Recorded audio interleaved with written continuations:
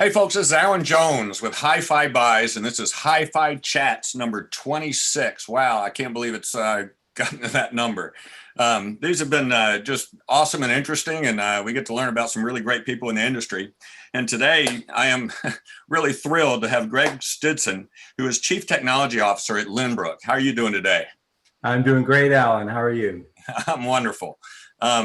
I always enjoy doing these things because I get to learn more about people than I've learned in quite some time, and it's just been a joy to do so and learn about some of the music and experiences they've had and those kind of things. So anyway, I just want to thank you so much. I know you're a busy guy, and I appreciate your time with us today.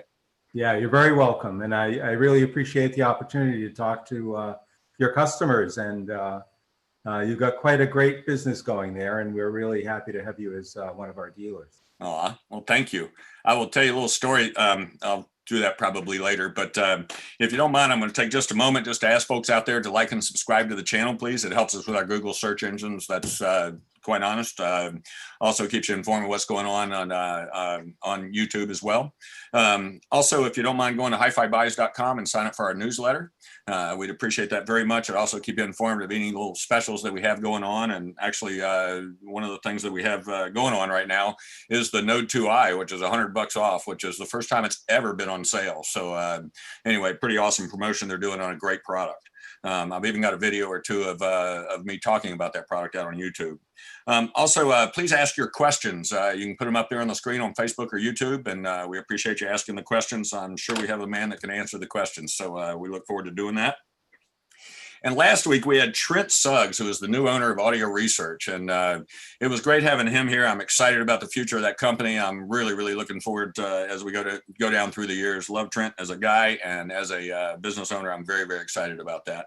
Also, all of our HiFi Chats are out on YouTube, so you don't have to catch it absolutely live, though we do appreciate you being here. And you also want to find it next week. I have Andy Kerr with BMW. I'm very excited about that. They were just purchased by Sound United, and we're not really going to talk about that so much. We're really going to talk about BMW's culture and that kind of thing during that. Also, any music that Greg mentions today or any of the previous HiFi Chats, there's always some music mentioned, and we have a HiFi Chats playlist that Chris will put out there on the screen. Thank you, Chris. And anyway, very eclectic group of music, and I think you all find it pretty interesting to see what's out there. So, Greg, you ready to get going? I am, sir. Good. I appreciate your patience with all my housekeeping there. All right. So getting to know you, tell us a little bit about your family and where you grew up. Well, I grew up in central Massachusetts, in the second largest city in the state, called Worcester. And you have to be from Worcester to know it's pronounced that way. It's one of those towns doesn't sound anything like the way it looks. So kind of like a lot of the English names up in this part of the world. Mm-hmm. And so, I'm really just a middle-class kid. I'm of the boomer generation. So my parents were World War II era people, and I was born after the war. But my family is kind of split up because some was born during the war, before the war, some after. So there's a big, rather broad range of ages in my own family. But, in that era, it was sort of Andy of Maybury. It was the neighborhoods were quiet, and you got to play out on the street or jump on your bike and take off for the day. And, parents weren't around that much. You got to do your own thing a lot. It's so different from bringing up my own kids, where every minute of their day has to be scheduled in and transported to, and all the rest of it. So it was really an idyllic childhood in that regard. It is amazing about, that you mentioned that, just thinking about, my childhood. It wasn't like I had so much stuff going on all the time. I had time to go out in the yard and play. Exactly. And I still try to do that. Yeah. Now it's behind a lawnmower though, right? Yes. Fortunately, I live in a condo, so I don't have any lawn to mow. That's good. I live about 2 blocks from the store, so I'm able to actually walk to work and don't have a lot of travel time either. I'm very blessed by that. Yeah. But, so tell us a little about your brothers and sisters. How many? Yeah, so I have 2 brothers and a sister. And there's 21 years between my older brother and my younger sister. Wow. So my younger sister came along quite a bit later, and but you know, it's just a great family, and we've always been close. And then, of course, I'm married. I have a lovely wife, Andrea, and we have 2 children that are adults now and 2 grandchildren. So Wow. we have a very nice family life. And, you know, we're kind of wondering what we're going to do this year with Thanksgiving and Christmas, because I don't think we'll be spending it together. So That's we'll be gonna zooming, I think. We'll probably be doing exactly what we're doing right now. I finally got to go see my parents about 3 weeks ago, and it was pretty much surreal. And it was just great to be able to do it, and something I needed to do. And I think they needed me to do it as well. So, and I know my sister's been able to go as well. So anyway, well, that sounds awesome. Do you mind sharing a little bit about your hobbies? Sure. I have a lot of them. So music, of course, is very core to everything for me. So that's always been a very deep hobby. And of course, hi-fi remains a hobby. I still love to play with the gear and listen. And, you know, in the evening, I'd rather sit down and listen to music than watch TV in most evenings. So I'm also a visual artist, although I don't do a lot with that these days. And I also do some photography. So I have an artistic side. On the more active side, motorsports, hiking, cycling, and skiing are the things I like to do. So I'm not so much a ball and stick guy. I've always been a guy that loved wheels, and that's been a very major part of who I am since I was a very young child. I just, you know, I've got a gene for cars, and so, you know, we could do a whole show just on cars, I'm sure. Yes. Everything that I love to do is I love food, and I love cooking. So I'm the chef in the house, and I do a lot of cooking and a lot of experimenting there. And then, of course, there's politics and religion, but we said we wouldn't talk about that. I got my rules. You know, one thing I've really enjoyed cooking, and actually this whole thing has kind of gotten me cooking a lot more. And I worked as a line chef, and speaking of skiing, in Vail and Steamboat Springs. And oh yeah, anyway, wow. Yeah. So I was there when I was in my 21 kind of thing. And so anyway, I was hell on wheels on a pair of skis, and actually jumped off cliffs and did flips and stuff like that. So very cool. Yeah. You're way ahead of me. I'm a very intermediate kind of skier.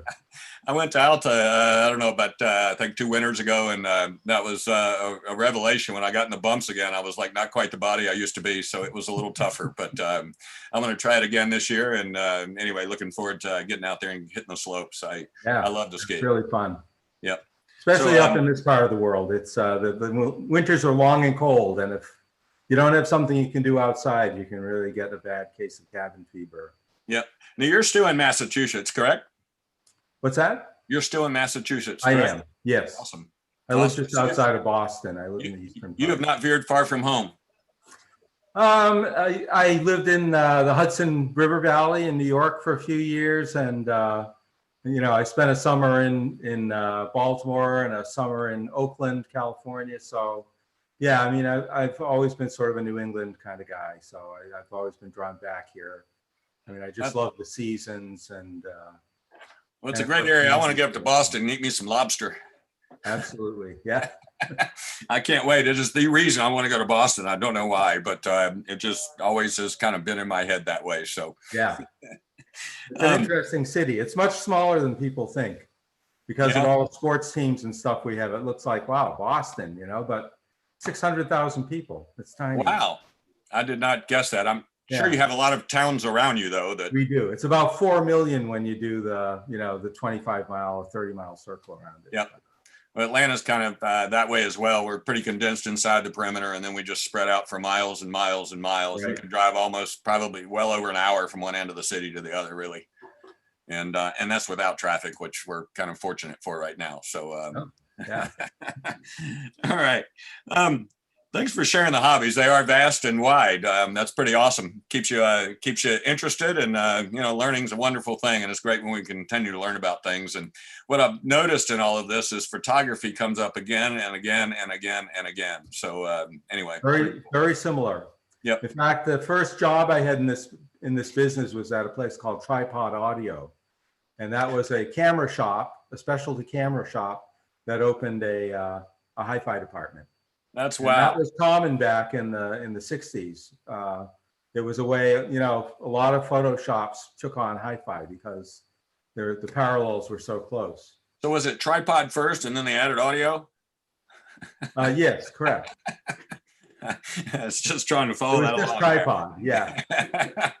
I like that. That's pretty cool. Yeah. So tell me about life experiences, things that have had an impact on who you are.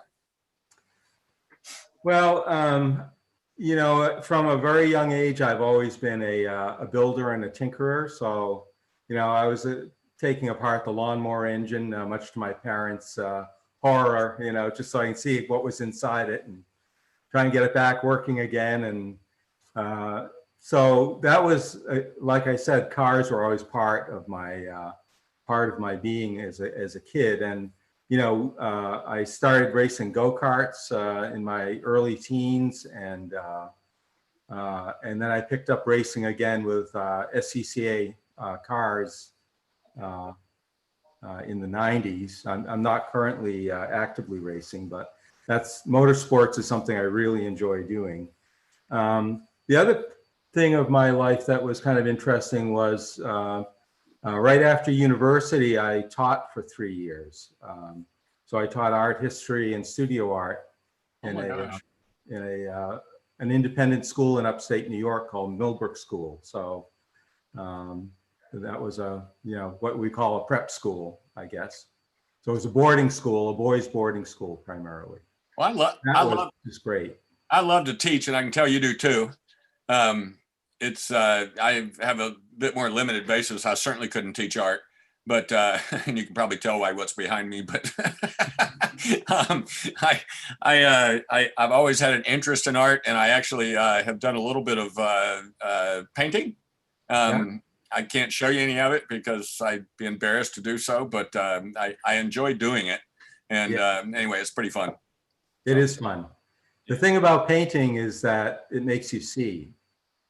Yes, differently. Differently. Yes, the breakdown of so things. You get a different view of the world. Yeah, that's pretty neat. Yeah, I think I forget where I saw it, but somebody was just talking about sometimes when you just stop and look. Yeah. In this crazy world, it's stop the world spinning and smell roses and just observe what's happening. Yeah, it's good for the soul. Yep, absolutely. Any other experiences you want to share with us? Well, I've had a long experience with business, so that's been something of great interest to me. From when I was a kid, I had a newspaper route, and I expanded that and then sold it, and then I got a job with selling shoes in high school, and then after I was teaching, I got involved in the restaurant business for a bit. So I managed a restaurant for a while, and then I got into that's when I decided, well, I think I'm going to do something with hi-fi, and mostly on the business side in the early days. So it's one of those things when you get in it, you can't get out of it. No. I couldn't afford my habit, so I had to get a job in the industry. That's basically what it amounted to. I have to admit, I was probably right in that ilk as well. Well, it's kind of funny that you mention it. We have Petit Le Mans going on over here right now. The warm-ups, I think the full race is Saturday or Sunday, I'm not sure. But I used to go up there and sit at turn one in a motorhome, and that was awesome. I haven't done it for a few years, and really made me think about doing it again. So, and I've also done a little SCCA parking lot racing and that kind of stuff, which was kind of fun. Yeah. And I've also had a paper route. I have also sold shoes. So anyway, it was just funny that I didn't realize we had so much in common, Alan. Well, I've had about 100 jobs in my life, and then I've had one that I've done for 25 years. So right, I got bored very easily. So I had jobs week. I know what you mean. What's that? I know what you mean. I've hopped around. I've had 3 or 4 different careers, but the one that stuck was hi-fi. So yep, I never will forget the day that that happened, and I'll may share that a little bit with you as we go through this. So how did you get in this business? Well, it was a hobby. As I said, it was a hobby and I couldn't afford it. And I made some of my own equipment. That's where I learned a lot. Like I said, I would take apart lawnmowers. Well, I started building Dynakits, and then I started modifying them, and then I started doing do-it-yourself loudspeakers. And but I realized at some point that you could buy something that was a lot better for about the same. Like I hit a wall. It went beyond what I could do, and the equipment was getting. You could probably say some of the early hi-fi stuff was a little bit of a garage operation, but by the 70s, things were getting pretty sophisticated. And well, I remember when I opened my store in '95, I was going to do this line of speakers like we all have in our head. It's everybody's dream. Yeah. But made this really ugly box for these crossovers and drivers and that kind of thing in a little two-way. I put it next to Paul Barton's Alphas, and I got destroyed. And I had more money in it than the cost of those. Yeah, I mean, when you're kind of in the dark, which you are as an amateur usually. Yes. Although nowadays, I mean, with the tools that are available, I think it's quite different if you want to. Yep. Computer aided gets you so far, but doesn't get you all the way. Right. I mean, back in those days, you needed a slide rule to figure out your crossover network. Yes. You have PCs. And I didn't use one. Yeah. It was really, I was so proud of them when I heard them, and then it was just, oh no. I realized how horrible it was. My own bias was telling me they sounded good. What I found is I could get them to sound really good on a certain piece of music in a certain room, and then you move to a different room or a different piece of music, and then you had to readjust because I didn't really have a reference. But yep. Anyway. Yeah. Well, we'll leave it to Paul to we'll do leave it to Paul. Oh gosh. So your first time, like when you went, wow.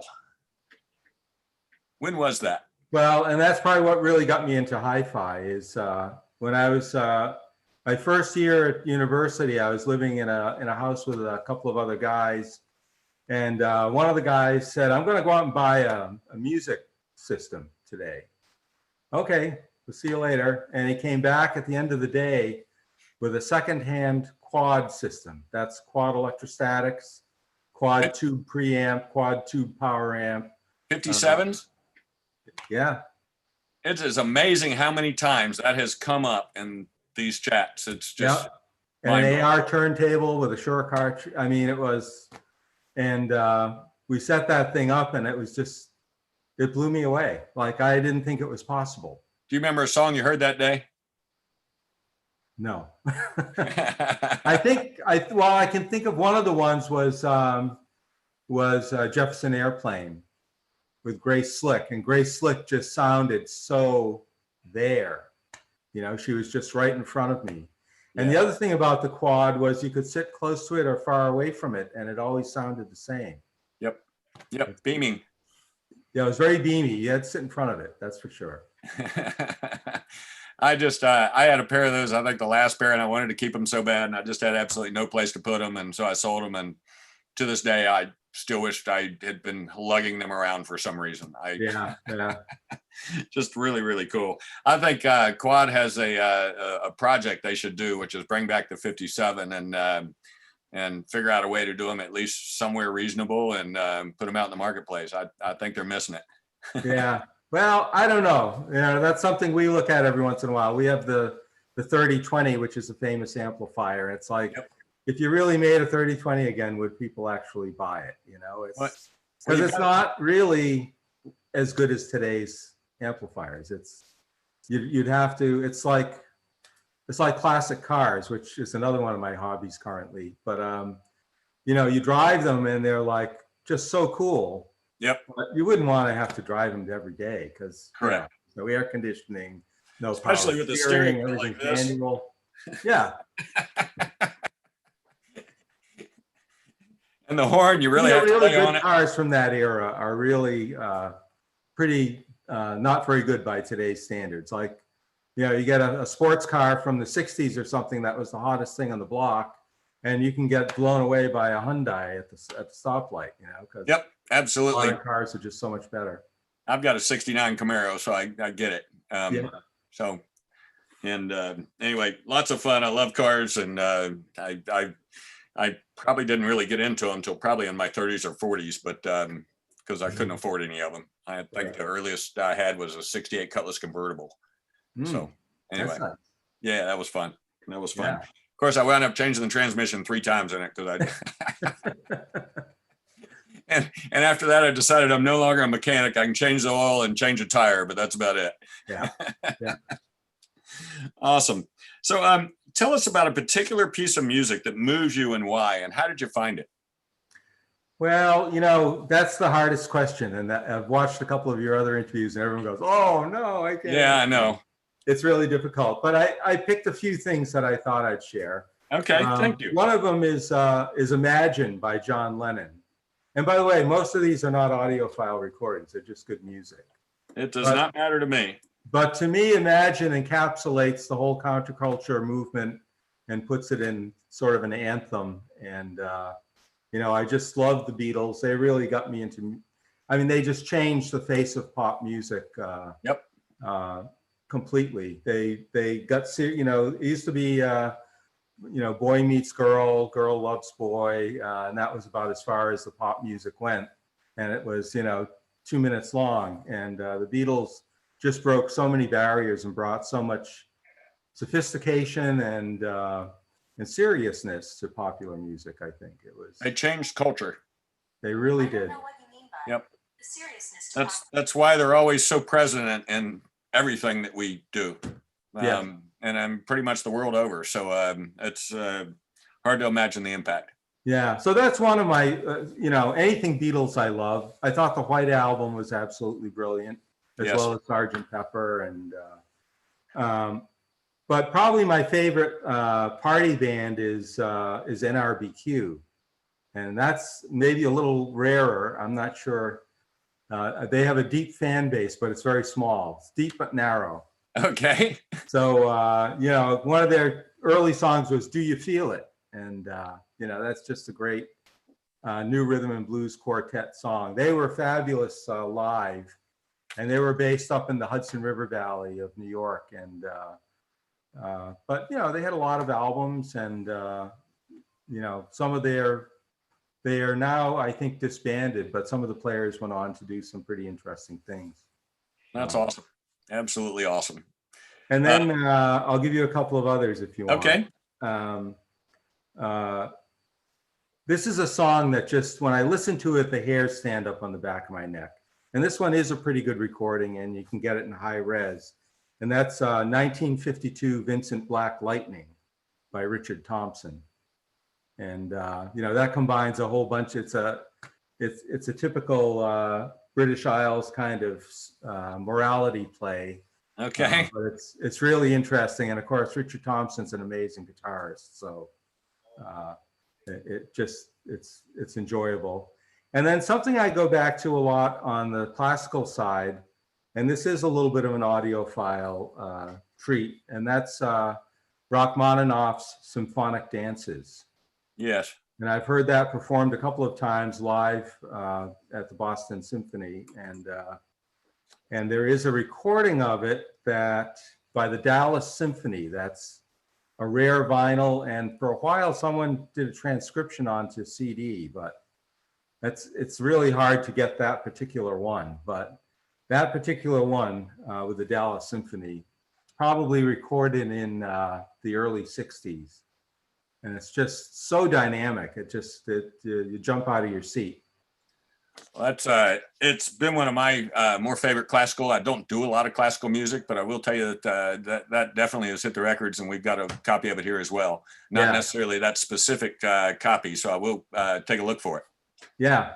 Well, one thing I did recently, but I didn't take notes, was on Qobuz, you can listen to all of the recordings. And it's amazing if you pick one piece of music and listen to the different recordings that are available, because there might, something like that, Symphonic Dances, there might be 7 or 8 recordings up that are available. And they're just, both artistically and sonically, they're just really all over the place. Isn't streaming wonderful? It really is. It really is. It has opened up so much music to me, and I love, like the kind of like what Pandora was, which now is Rune Radio, kind of to that degree, at least with full res recordings or higher res stuff. And it is I fought it and fought it and fought it and fought it, and once I got on it and started streaming, I never have looked back. He was Well, you know, for me, it's a little bit different because I was involved with a couple of bands back in at the university, and I actually did sound for a band then. And I got that job because I had a car, by the way, so I could actually carry the PA system around.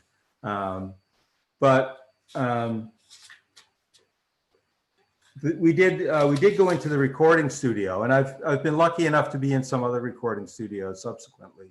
And when you hear the master in the recording studio sound room, and then you hear the CD or the LP that comes out later, they're not anything alike. It's like you go, what happened?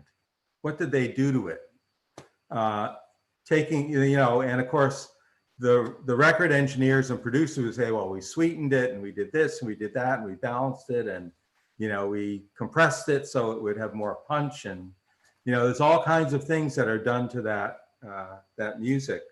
And but when you hear it in the studio, it's just really it's mind blowing. And you know, we are much closer to that with high res streaming than we've ever been. In fact, it is the master that we're hearing. And wow, it's you can never make anything better than what you start with. When you start with that recording, you can only degrade it. You can't improve it. So starting with the best recording, even on a modest system, you can just hear it right away. Yep. You can tell when something has life to it. Yep. Yeah. I always tell everybody, I've always done most of my listening by feel, not by analyzing. If something feels good, it's probably right.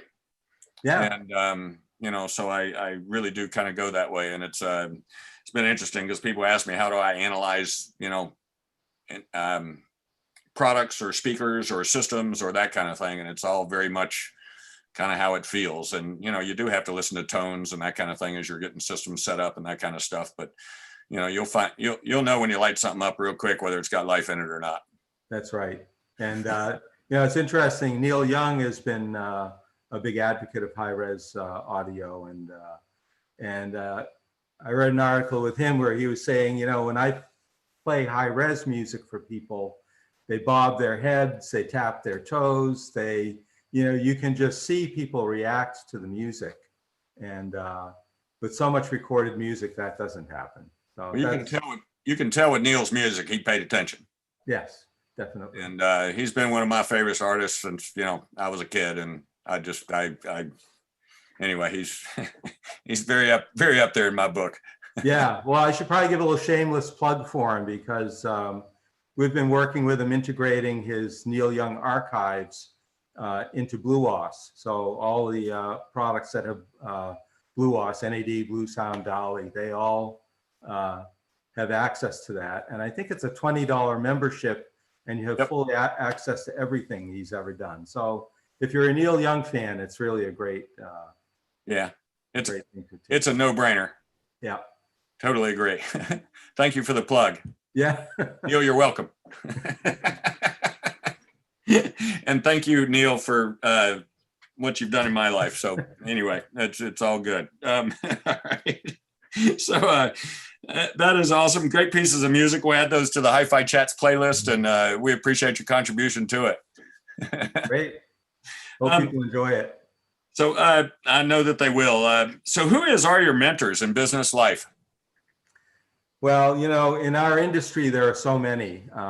But maybe I'll go back to the early days to a couple of people that I would say had a big influence on me, and you would never know them. One was the guy that owned the shoe store. I mentioned I worked in a shoe store in high school, a guy named Mal Schneider. And this was a specialty shoe store. So very much like the business that you're in, Alan, and that we're all in the specialty audio world. But this was shoes, and he specialized in children's shoes, and he worked with all the orthopedic surgeons in town, and they would prescribe certain kinds of lifts and wedges and so forth for children that had problems with walking. And he also solicited all the dance studios and talked to the dance instructors and said, how do you like your toe shoes fitted? You know, what exactly do you want? And they loved that he actually cared, and we got a lot of business out of those, that way. But just everything he did in running that business was really well done. He, there's just certain things I remember about that. Like he said, in a shoe store, the shoes are in the back in like a bookcase, right? Mm-hmm. And like a bookcase, like a library, they're in order. So they're by the model and by the size. And I remember him saying, if you don't put the shoe back in the right place, you might as well just throw it away because it doesn't exist. If we can't find it when we're fitting someone, it's not there. Yeah. And that to me is just, I've seen that in so many places in my business life where, following up on those small details, putting the stuff away the right way, paying attention to that makes a really big difference. Then another guy that had a big influence, one summer in college, I took a job. I had a friend that was working in this factory that made facsimile brick. Now, back in the 70s, 60s, 70s, it was popular for people to have brick walls inside their house. But yes, if you built it out of real bricks, you had to have a big foundation under it and a structure, and it was expensive and took up space. So he made these bricks out of plastic that looked exactly like in fact, they were molded from real bricks. And then there was this plastic that you put in. And so anyway, I get this call from my friend saying, oh, they're looking for a guy that can draw down at the factory I'm working at. So I said, okay, I'll go down. And so the guy that owned the factory is this guy named Stanley. And he's the guy that was a mentor to me that summer. It was very, very interesting to work with this fellow. I'll just give you a little bit of his history. He grew up in the Depression. His father died when he was like 5 years old. He quit school in the 5th grade so he could support his 5 or 6 brothers and sisters, and just worked his way up. So this guy with no education, he taught himself chemistry. He would go to the library at Holy Cross College, sneak in the library and read chemistry books, taught himself enough chemistry that he could make plastic. And wow. He just had this attitude that, he said, Greg, I could lose everything tomorrow and it wouldn't bother me one bit. I'd just come right back and rebuild it. And that kind of dogged determination and that, unrelenting quality was extremely inspiring to me. And it served me very well in my professional career. Well, and also he wanted to learn something, so he just went out and learned it. Yeah. Instead of hoping somebody will teach it to him. Well, the funny thing is he was building this machine to automate the process of making these bricks. And he had a welder welding things together. And he'd go in and say, okay, put this bar here and put this here and that wheel there. And then he'd come back the next morning, he said, and then he'd say, ask me to draw it after he built it. And then he'd come back the next morning and say, that's not going to work. Take that off. We're going to do it this. Well, it's great that you could draw it and then you could go home and visualize it. Right. And think about it and figure out, are there better ways? Yeah. But, a little closer to our own business, I would say one of the people I'd like to mention is Bjorn Eric Edwardson. Eric Edwardson, who's was the first engineer hired by NAD and really set the philosophy for the brand in many, many ways. And Eric was a very quiet, shy person. He didn't blow his own horn. He wasn't a Bob Carver he wasn't a flamboyant guy. He was just very quiet, but boy, did he know his stuff. And he had a philosophy of trying to take things that were existing and make them work much, much better. So, he didn't believe in buying the most expensive parts for a product. His belief was that you could take affordable parts and make them work like the really expensive stuff, or get extremely close to that by optimizing the conditions around the circuit. And he and I worked a lot together, over the last 20 years. Sadly, he passed away a couple of years ago, but he was like an academic. He knew everything that was happening everywhere. He read all the AES papers and was just a brilliantly creative engineer. Well, I know that NAD pays homage to him and just about most of the products I have on my floor with the BEE after it. And Yeah, yeah, we had a lot of products where we did that. yeah, and rightfully so. One of the things that you mentioned was about, not using these high-end parts because, NAD has always been, I hate to use the word value, but very great sounding product and yet not at stratospheric prices. And the thing that I've always found in this and what has come up in these HiFi chats an awful lot is that it is not necessarily the parts, the DAC chip, the transformer, the box, the resistor, the capacitor. It's basically the execution of yeah, what you're doing and what you're actually getting out dollar for dollar.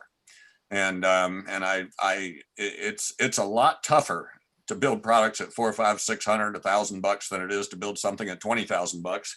Of course, at $20,000, you better damn be, right. You better be good, right? Yeah.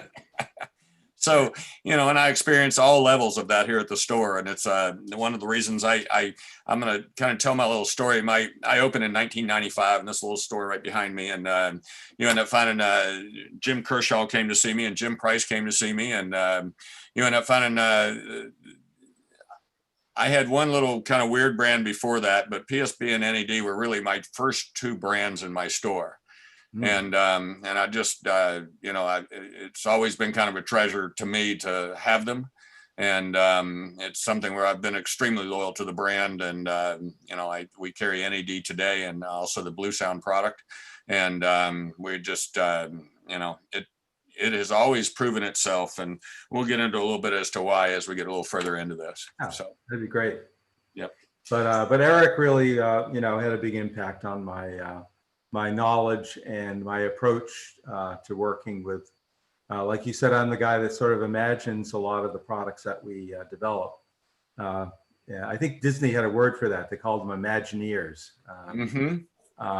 But, you can imagine something, but it has to be based in reality. And, Eric he would never say no. He would always take an idea like that came from the market and he would really carefully consider everything. And, he may not be, it may not be the right thing to do, but he would definitely look at everything in a very serious way and often came up with the solution that no one thought of before.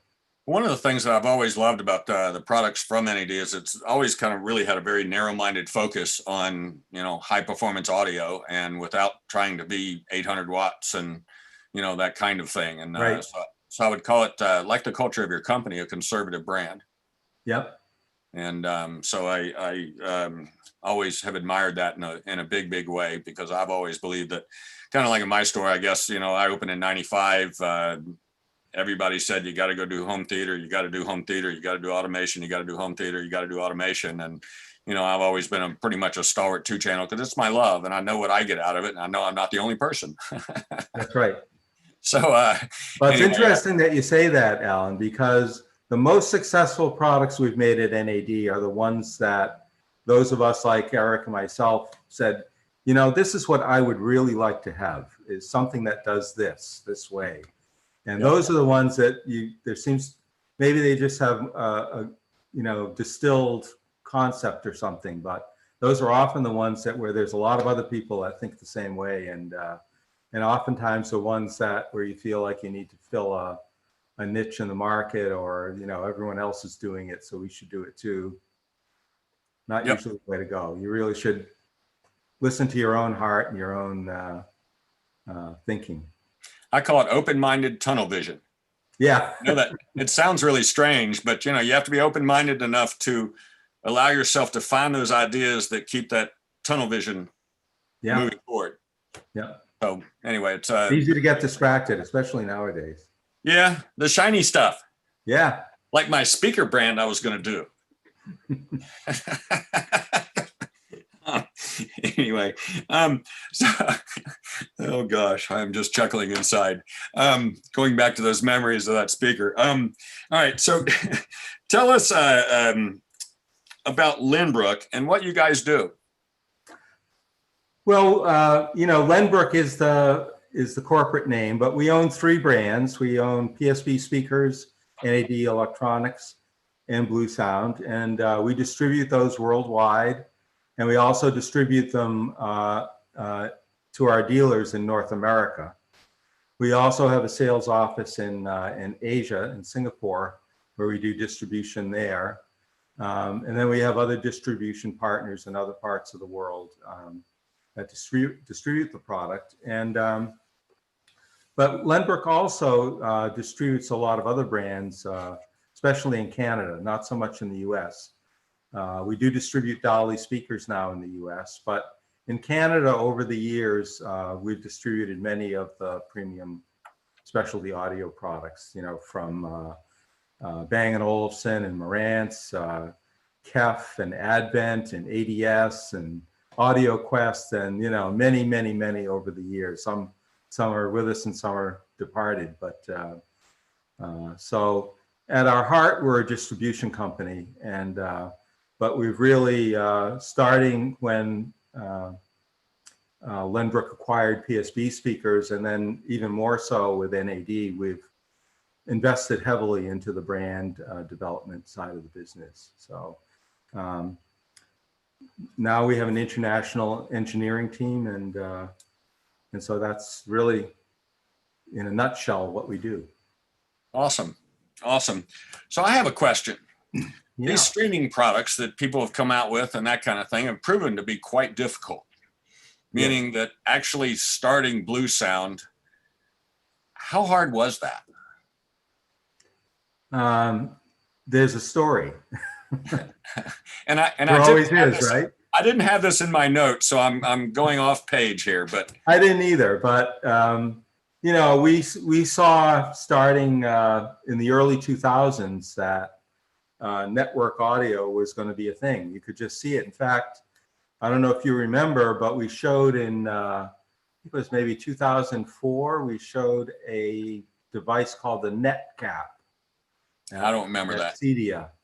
And it was a little black box that could pick up audio and video over the network, over a wired network. We showed it. It was a little buggy when we showed it, and the bugs never really went away. And we were about to go to manufacture, and the people making the microprocessor said, you know, we're discontinuing this, and we'll sell you all you want, but we can't support it in the future. And it was just like, no. So so then we started looking at other things. Would you say they saved you? They definitely saved us, yes. But they also educated us. Yes. Because it's a different world when you go into software, coming from just making hardware. Yep. Or maybe the only software we did was a little micro to do the on-off input select or something. This was another world and a lot more sophisticated. So then we said, well, you know, the thing we should do, we really know how to make the hardware. Let's find someone that can do the software. Well, there were a lot of people that claimed they could do the software, and no one could deliver anything that was anywhere close to what most customers would accept. And there were quite a few products in that era. I think there was Turtle Beach, and there was Onkyo had something. There was there were a bunch of them anyway that were trying to do something with music streaming over local networks. Of course, this is before Wi-Fi, and the only thing you could really stream was something from a library. So you had to make MP3s and then stream those. It wasn't enough bandwidth to do anything more than an MP3. Right. So, you know, it was in its infancy, but we kept in the background. We kept working on this, and we came very close to doing something with the Squeezebox people, although they were purchased by Logitech. Mm-hmm. And so we were working on something with them, and then the recession hit in 2008. And Logitech just, you know, they stopped everything. They said, we're going to cut 40% of our SKUs, no new projects, everything goes on hold. In my view, they overreacted, but it sort of pulled the rug out from under us because we thought we had something pretty close to ready to go, because that was actually a decent, a very decent. They were pretty popular. Yeah.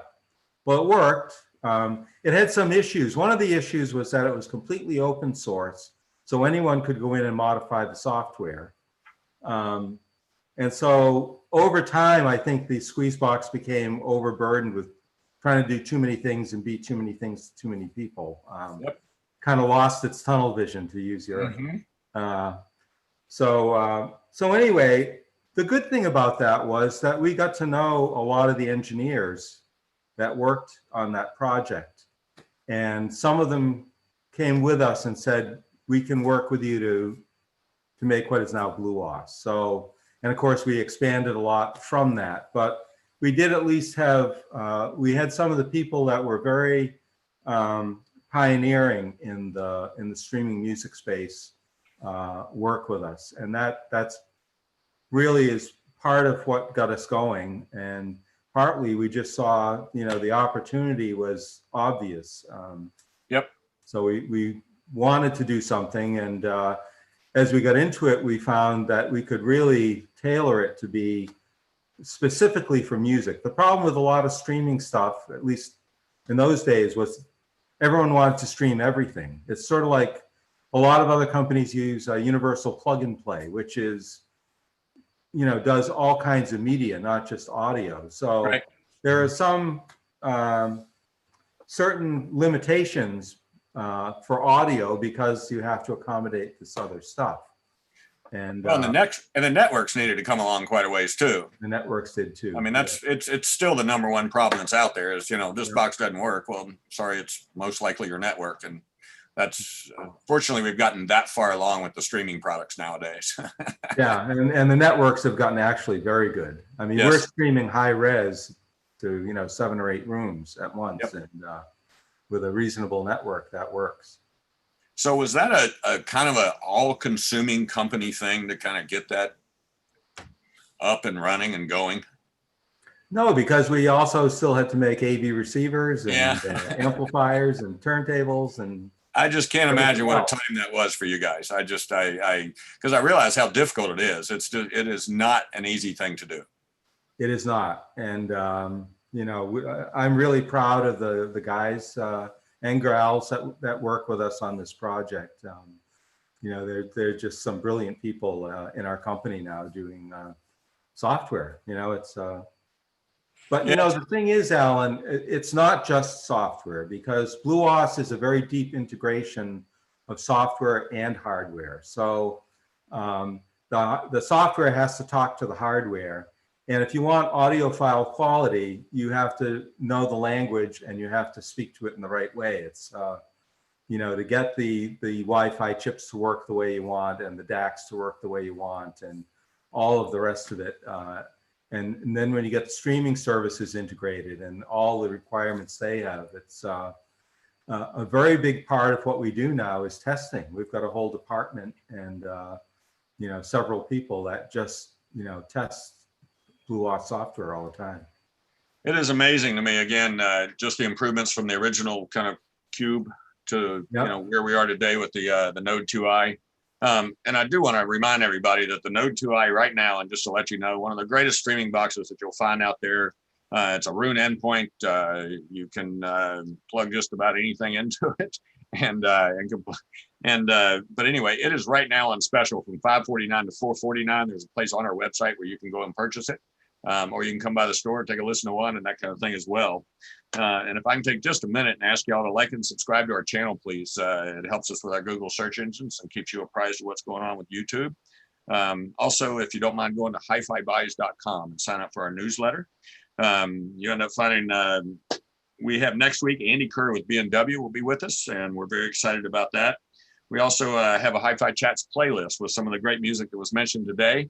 And you end up finding it's a rather eclectic mix, and I really love it. And Greg, this is really interesting. I'm enjoying your experience, and thank you for sharing the question I didn't tell you I was going to ask you. So I appreciate your answer on that.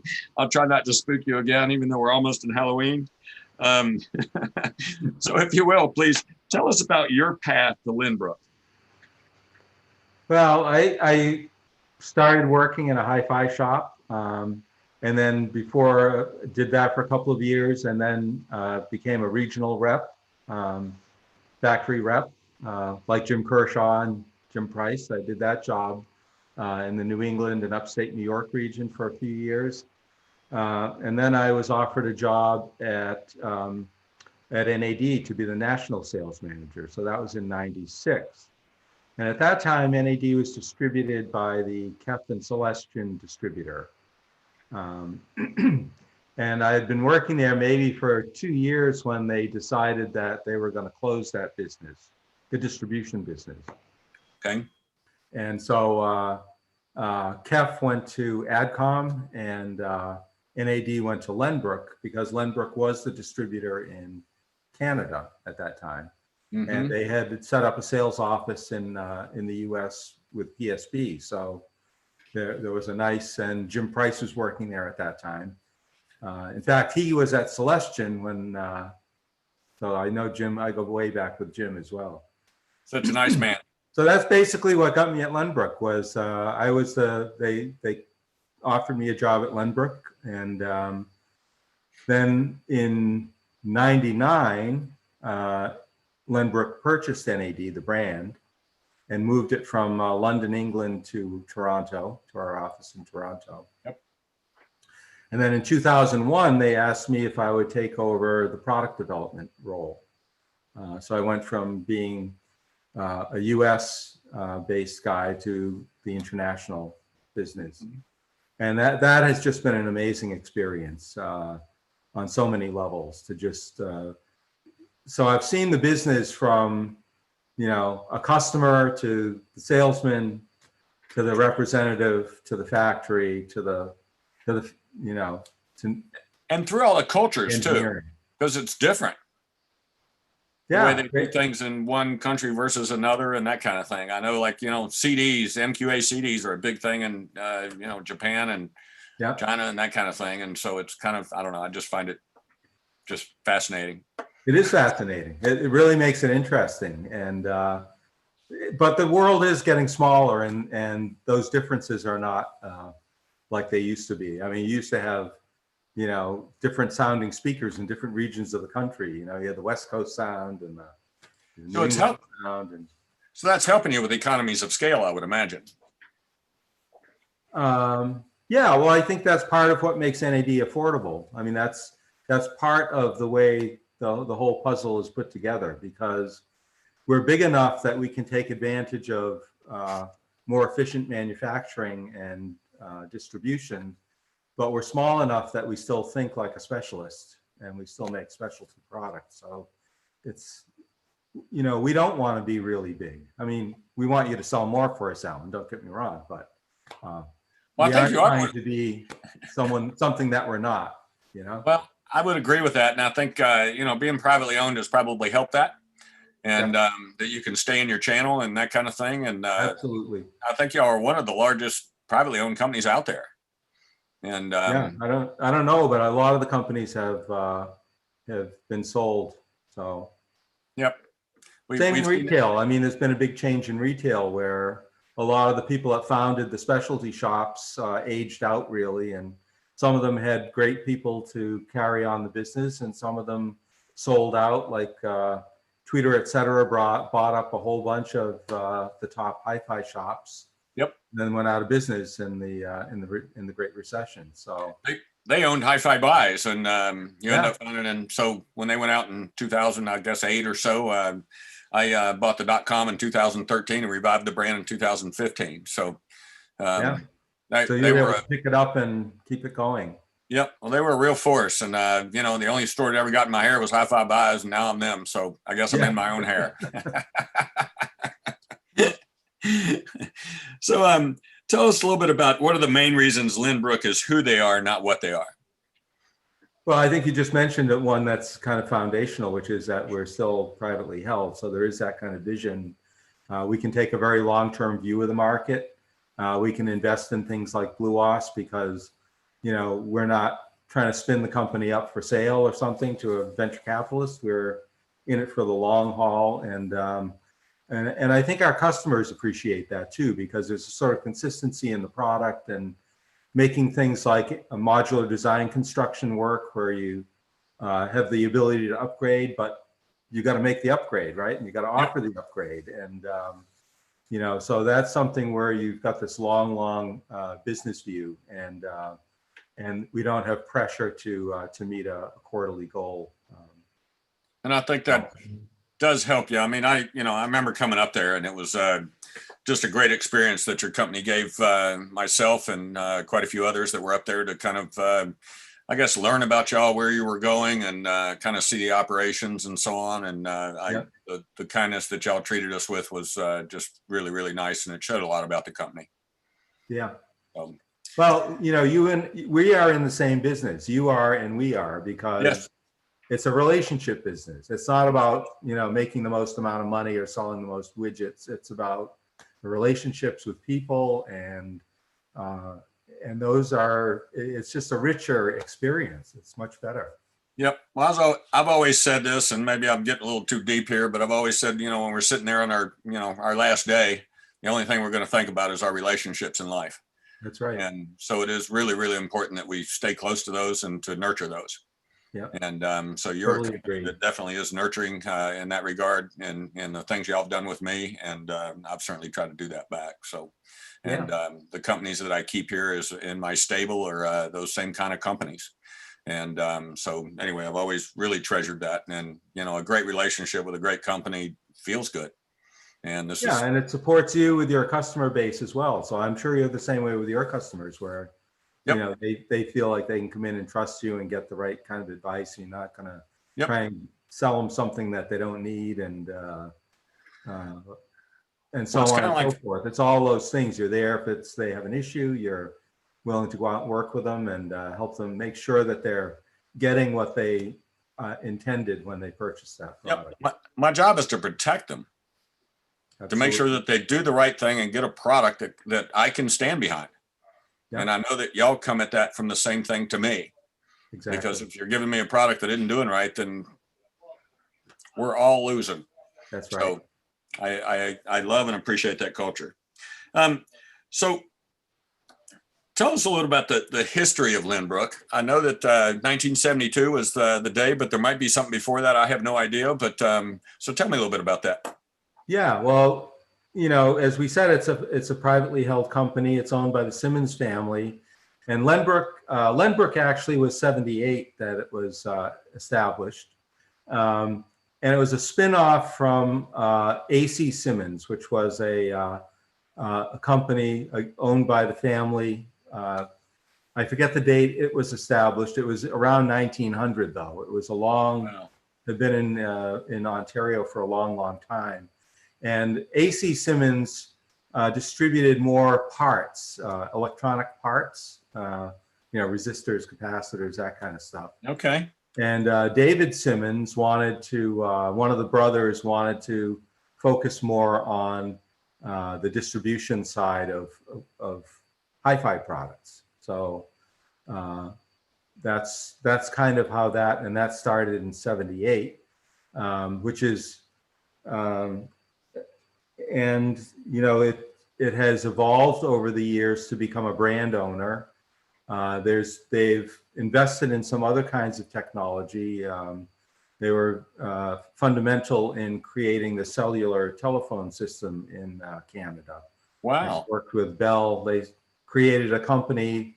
Some of the core people in Lenbrook created a company called ClearNet, which was later acquired by Canadian Bell. So they developed the cellular phone system. So that's always been an aspect of Lenbrook, is there's been a professional or a commercial element to it as well. And so it's amazing. It's really focused. It's focused primarily on HiFi now. So.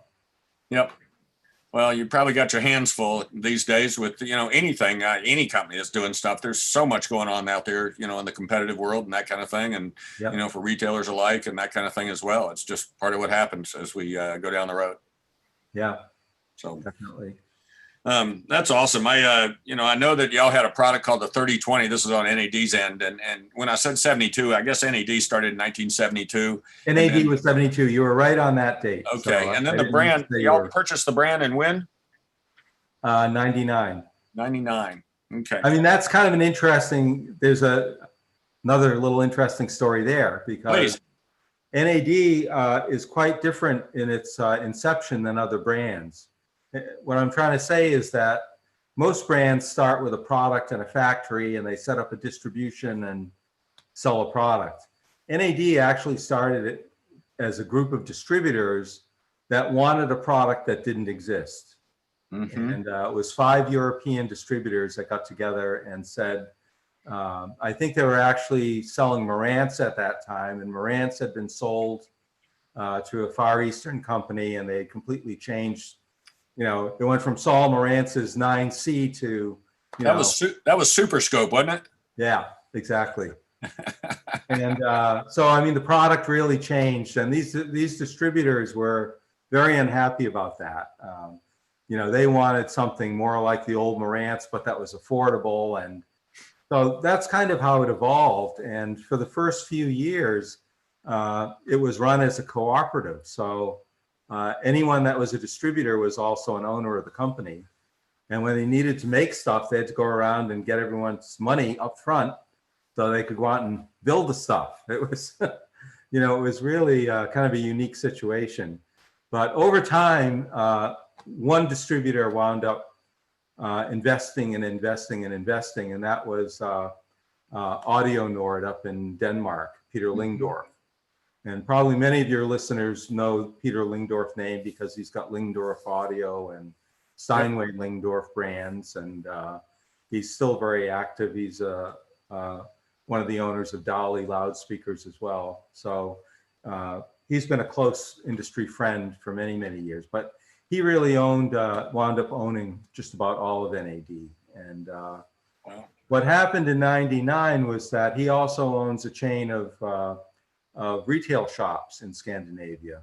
And they wanted to refocus their energy on the retail shops. They, you know, the retail, at that period, you remember late 90s, early 2000s, there was a lot of change going on, and TV sets were coming in, and home theater, and and here in the US, we were crying for home theater products, and you know, the Europeans didn't exactly understand home theater in the same way that we did.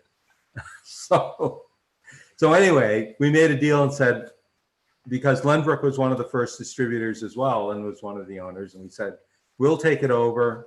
We'll move the engineering to North America, which is the heart of the home theater world, and we'll create some interesting home theater products. So that's kind of how that evolved. And that's amazing. I've tried to put some of that together and have never really gotten that from it. So again, thank you. Yeah, well, that's kind of the history of it. And we did our 40th anniversary in Munich, Germany a few years ago. We're just about to do our 50th now, but for the 40th, we had all of the original distributors there as guests. And many of them have moved on to do other kinds of things. The German distributor actually went on to form ECM Records. He was originally the NAD distributor and owned also some retail shops in Munich. And then his dream was to go off and record jazz, and started ECM Records Wow. partner. So I mean, it's, when you dig into the history, it's, the roots really spread out in a lot of different directions. Yep, it's amazing all the passions that pull people in this direction and that direction and so on, and then they get a little background, get an opportunity, and go. Yeah. And so same thing kind of happened for me here. So anyway, it was a wonderful thing. So all right, so this is kind of a somewhat of a generic question, but how have the products evolved as the world has evolved? Well, I was a very non-generic answer to that, actually. Okay, good. I mean, I would say one of the things that's very different is all of the products are much more energy efficient. And I know a lot of audiophiles say, well, you know, I'm not worried about spending a few extra cents to run my hi-fi. But getting back to that world that we were talking about and being an international manufacturer, it is a critical subject in many places, and is subject to regulation and as well. So that's been part of what has pushed us along. And I would say the other thing is we've really embraced digital technology in all its forms. And I know among a lot of audiophiles, the word digital has a little bit of a nastiness around it, because there have been a lot of the early digital products were really quite dreadful. And of course, there was the same argument when we transitioned from tubes to transistors too. And people said, oh, we'd never own transistors. Tubes are so much better. And so you always have that kind of thing. But it has really changed the way we develop our products. It's opened a lot of avenues to create products that are much more convenient and much more powerful in what they can do and what they can do for our customers. And they've allowed us to create a simplicity as well. So with digital control, you can simplify the operation, but complexify, if that's a word, the what it can do inside. So. Yep. Because basically what you're doing is you're giving an awful lot more ability to set the thing up, and then once it's set up, it's then simple. Absolutely. The other thing is, in the manufacturer, it's all different than it was. It used to be people with circuit boards soldering parts in, and still even some very high-end stuff is done that way. It's handcrafted, and that's kind of cool in a way, but it's not really the best way to make good performance these days. I'm sure some of your vendors would argue with me on that. I'd be happy to have that argument. But, everything is done with surface mount now, and the soldering is all done. It's all robotic. It's all done by this high precision machinery. We've taken, we now use multi-layer circuit boards. So instead of a two-sided board, we've got an 8 or a 10-layer board. And it's like a three-dimensional chess game where you've got, circuit paths going in all, through the board as well as across the board. And it's allowed us to shrink things down. In fact, digital signals like short pathways. They don't like long pathways. So all of these things are done for the high speed capability of the circuit. Yep, it is, so absolutely in the beginning, digital amplifiers were not the funnest or best things to listen to. Right. I think at the very, very, very high end, I think Class A, B is still kind of ruling the roost at that absolute kind of way, way upper echelon.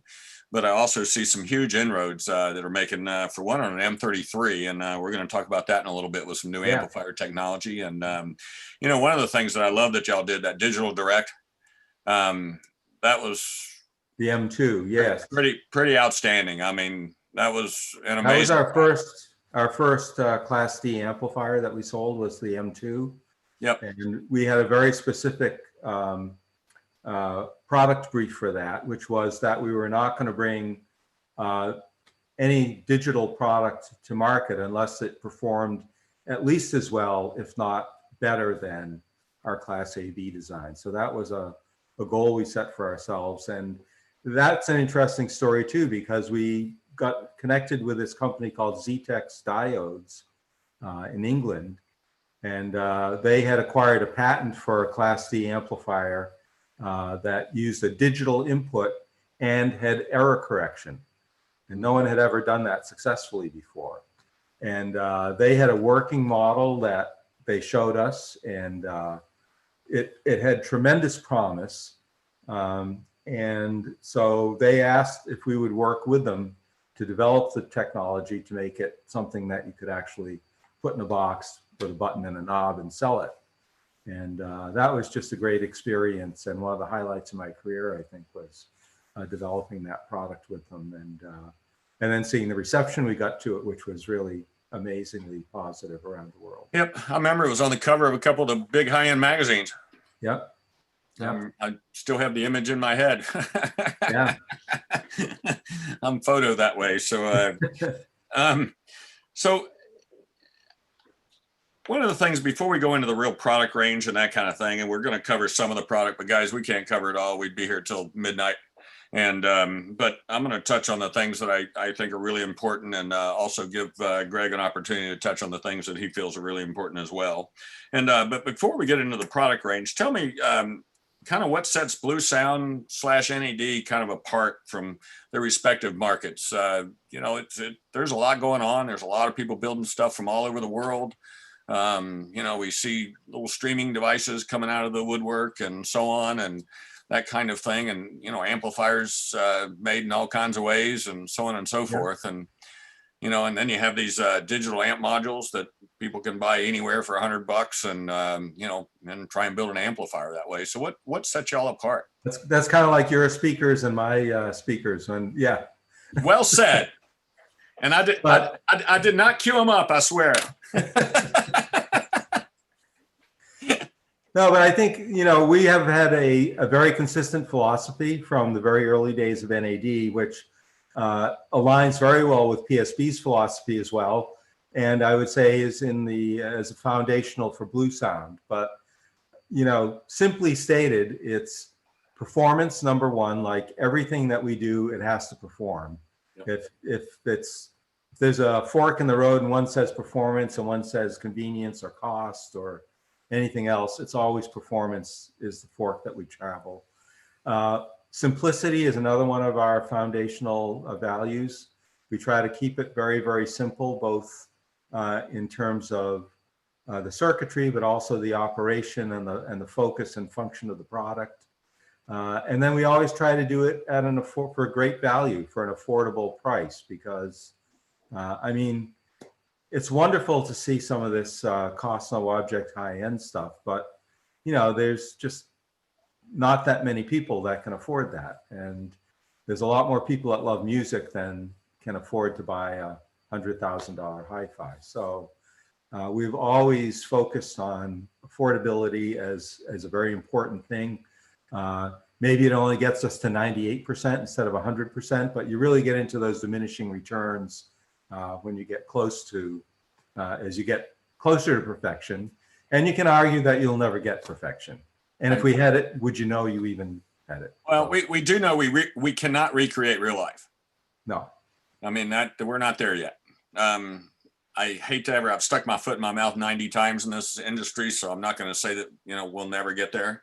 Because I can't tell you how many times I've had a system and I go, wow, it can't sound better than that. And then it sounds better. Yes. I think, all this comes down to execution. And, I love the affordability part. We've always been a company here at HiFi Buys, and even as Audio Alternative previously, was basically to make sure that if you're a music lover, we can reach you. There are a lot of products that are built today that, I don't know, in my personal thing, it's kind of like just stuff in a box, and it has specs and that kind of thing. And I'm looking for the stuff that's just north of that, to where we can actually get those little spine tingling chills on our arms and that kind of thing from any system that we sell here in the store. And that's kind of where we kind of say, if I wouldn't own it, I won't sell it. Yep. So, and people are spending $1,200 for a telephone. For $1,200, you can get a damn nice hi-fi system. Yep. Absolutely. That's very satisfying. That you could lock me up in a room with, and I'd be happy ever after. Yep. It's seriously for thousands, $2,000. There's some great stuff out there. Yep, we've done streamer amplifier. Your little 316 amplifier is just a killer. Hook that up with a nice little pair of speakers, put a streamer and a turntable in it, and you're ready to go. Absolutely. So anyway, I absolutely concur. So we're going to get into Bluesound, and so again, I just want to mention to everybody about this Node 2i promotion. It's never been on sale in its existence. So literally at $100 off, it's, I don't know, almost $20 off or something like that. I've got a little video out there on YouTube that tells you about it. And at the very end, I say it ends at Halloween, so don't get spooked. So anyway, tell us about the Node 2i, or I don't know if you want to cover kind of the Bluesound products as a whole, or however you'd like to go about doing this. Well, one question we get is, why did you start Bluesound? Why wasn't it NAD? And the main reason is that we found that a lot of younger people, what we identified as digital natives, people who grew up with digital, when they looked at an NAD classic series, they said, well, that's my dad's stereo. I don't want that. Right. My own son did this to me. I've got a closet full of fabulous hi-fi stuff, that I've owned over the years. I couldn't give it to him. He didn't want it. It's like I would have died for it at his age. But he wanted something small and simple. And, NAD was making some lifestyle-ish stuff at that point. DVD receivers. That's what he wanted, a DVD receiver. So, so anyway, that's kind of what brought us to Bluesound, was that we wanted something that had a form factor, an affordability, a simplicity to it that could attract a younger demographic, or maybe those that would like to be younger. We'll take everybody's money, right? But that's the primary thinking behind the Bluesound line of products. So I have a question for you. Why Bluesound versus Red Sound, Black Sound? Just curious. Well, there's a whole story about that as well. But, it's really, really hard. In fact, I remember seeing a Dilbert comic strip once about they were trying to create a new brand, and, they wound up with a brand that was just a bunch of exclamation points and numbers, and because that's the only thing that they could find that wasn't already in use. Yes. So there's a little bit of that to it that but we also found that we wanted something that was aspirational. And one thing about NAD, as cool as it is that most people don't know, what's an ad, so it had a little bit more of a descriptor about it, the Bluesound, and it says what it is in it. It says sound, and yep. So that's. And you got a blue light on it. It's got a blue light on it. I like the name, so I'm not. Please don't say the music comes out of the blue. It's a Wi-Fi connected, right? Yes. Internet connected, so the music's coming out of the blue, and it makes sound. And yep. Well, .com and everything's good. I remember we were trying to move to Buckhead, and we wanted to change the name of the store because I started out as Audio Alternative, and that made really good sense in the 90s. Yep. But as we got into the 2000s and a little bit further, it just didn't play very well. Alternative to what? Yeah. Yeah. We used to say we are the audio alternative, but so we came up, we had a website name that was yeswehaveawebsite.com. So that's actually how we marketed us, because there was another audio alternative that I had the .com. Right. And so anyway, we did that. And then it came about that, maybe I could get the HiFiBuys.com, and I was just very blessed to be able to do that. And anyway, it's been quite a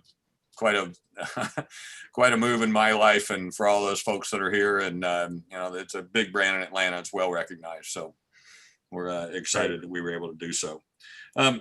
So the Node 2i, guys, is I should have one here. I apologize for not having it, but basically is a relatively small box, about probably 1/4 the size of a CD player. And you end up finding can stream just about any streaming service out there that anybody might want. We pretty much preach Qobuz and Tidal. This also does Amazon Music. I think one of the very few that is doing that now. And so anyway, just a great product. I actually upgraded on my patio from a name brand streamer to one of these, and boy, did it just turn the system on. I didn't change an amp or a speaker or anything. I simply changed the streaming box and streamed the exact same songs on the same box. And it was just absolutely night and day. So anyway, great job by you guys. To have something that is, again, so affordable and so simple to use and yet very powerful. I think it's a really great way, and definitely explains your brand in a big way. So, well said. Then we have like a power node, which basically is the node, but with a power amp built into it. So those of you that are trying to do housefuls of music and that kind of thing, you can put one of these for each room, and each room can have its own music playing and can have its own volume. And you can do all that through phones and apps, and also computer based. So I love that. One of the things that y'all do that is unusual is most of the companies that are out there streaming are leaving any of the storage that somebody might want for their own CDs to their own devices. And y'all have come out with have had a vault out. Tell us a little bit about the decision behind making sure you had a vault. Yeah, well, that's in a way, that's where it started, was with the vault. That was because when we were developing the Bluesound system, we didn't have streaming then. All you had was a local library. And so somehow you had to get your music from your CDs into your computer. And then when you went into your computer, it became really complicated because you had to have all of your settings properly set in the computer. And if you use the computer for anything else, like surfing the web, all the sound card settings would change when you went to a website that couldn't support the higher res streaming. So all of a sudden it'd be playing MP3s again, and you thought you were playing, it just was complicated. And you had to use a keyboard and a mouse. And how many people spend all day at work in front of a monitor with a keyboard and a mouse? Like, that's the last thing you want to do when you want to enjoy music. You want to put all that aside. So the concept behind the Vault was computer audio without the computer. This is a computer that only does one thing. It does music.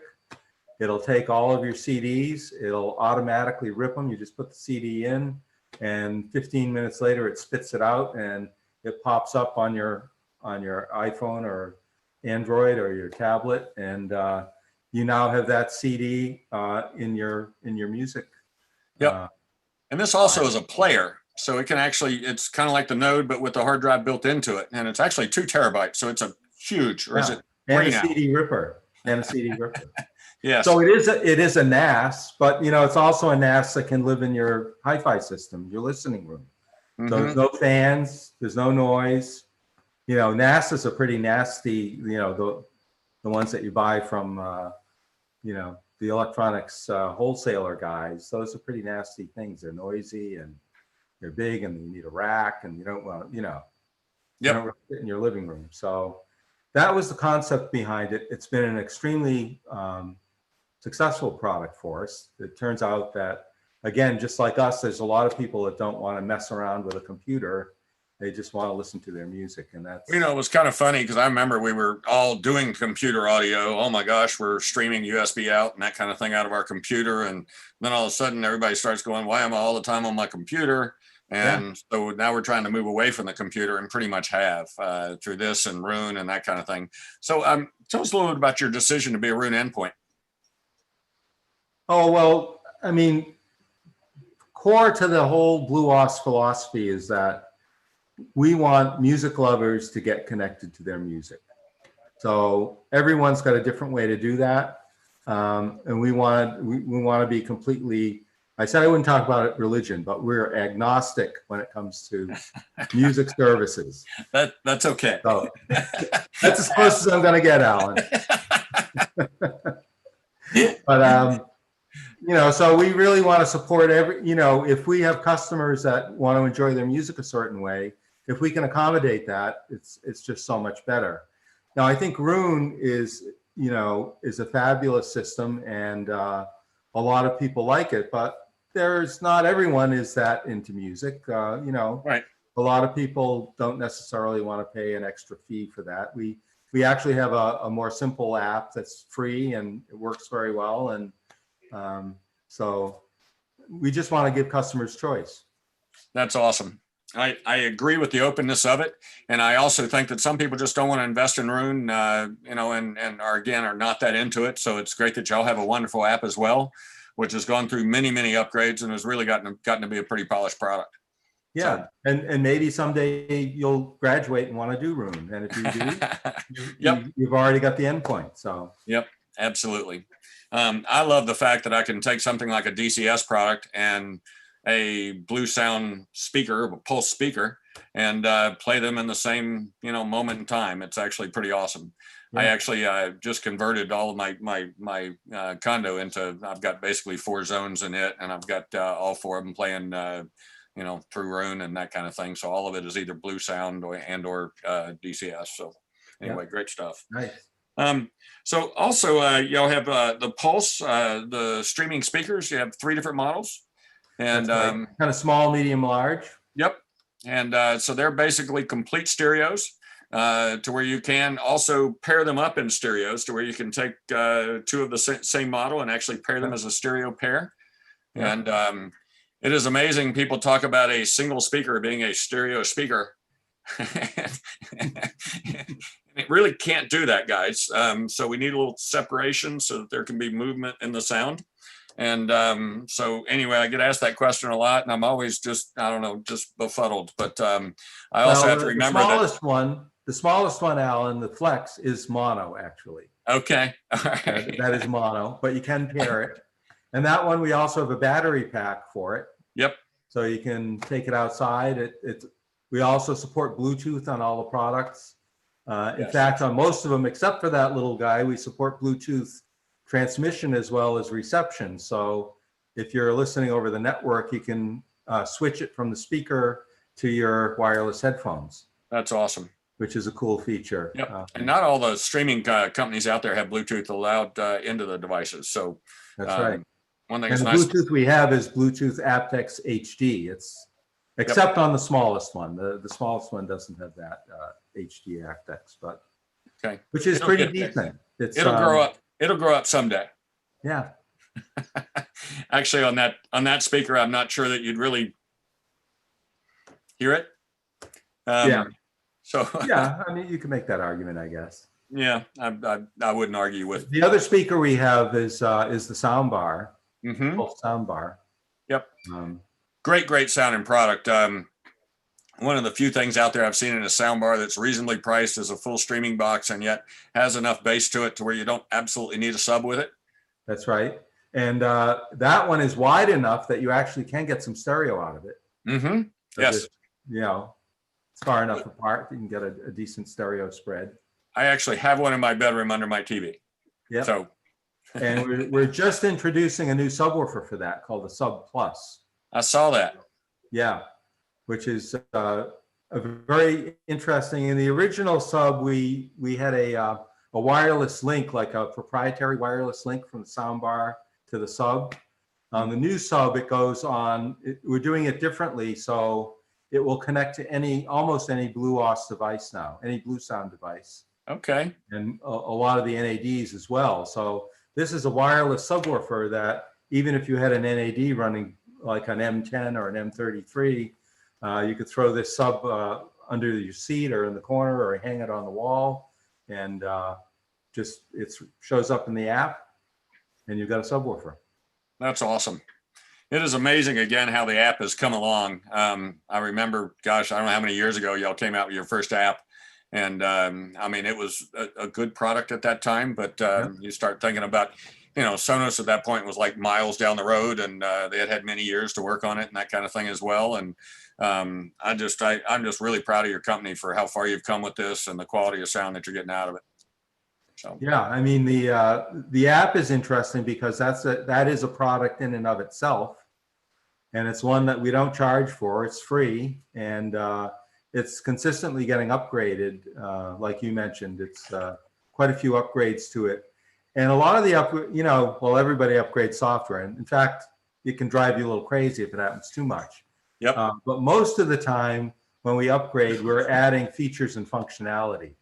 And so far, we've been able to do it without charging people for it. So for example, everyone that bought a Bluesound from us got MQA decoding when MQA became available. We were one of the first, and we did it retroactive to all the Bluesounds out there. So even if you have one of those funny cube-like ones that you were talking about, the early ones, they'll do MQA decoding now. I was amazed that it had processing power enough to get that. So that was a good job by you guys. That was part of our, we didn't get, that's part of our philosophy as well, is kind of from the NAD world, the building block philosophy. Like, in the old days, we were the first one to put a pre-out and a main in on our integrated amp, so you could add a more powerful amp as you got bigger speakers, for example. Yeah. So, and then that has evolved into the modular design construction where you can upgrade and add features through hardware. And of course, what we're trying to do is get more and more of that into software. So the products we're making now are really what we like to call software-defined products. They have certain hardware capabilities, but you can do so much with the software and add features and functionality that way as well. Awesome. The software, I mean, it's amazing how much software engineering you need now and everything that's done. Yes. And because I mean, HDMI, I couldn't imagine trying to keep up with that horse. Not easy. Not easy. And you see the same thing in automobiles, like look at the cars now. They're full of electronics. There's more computers in a car than you can shake a stick at. Well, and some of them are almost to the point you can't operate them. Right. I mean, you got so many controls and screens, and you know the Teslas, which is a pretty cool car, but I mean it's like driving a video game. Yeah. Pretty And amazing. the end point is to have the car drive you. So Yes, yes, and they actually have yeah. that. So Yeah. I think it's a $8,000 option or something along that lines on the cars. But anyway, just amazing. I don't know that I could trust myself to sit in the car and just go. Yeah. I just don't know if I could do it.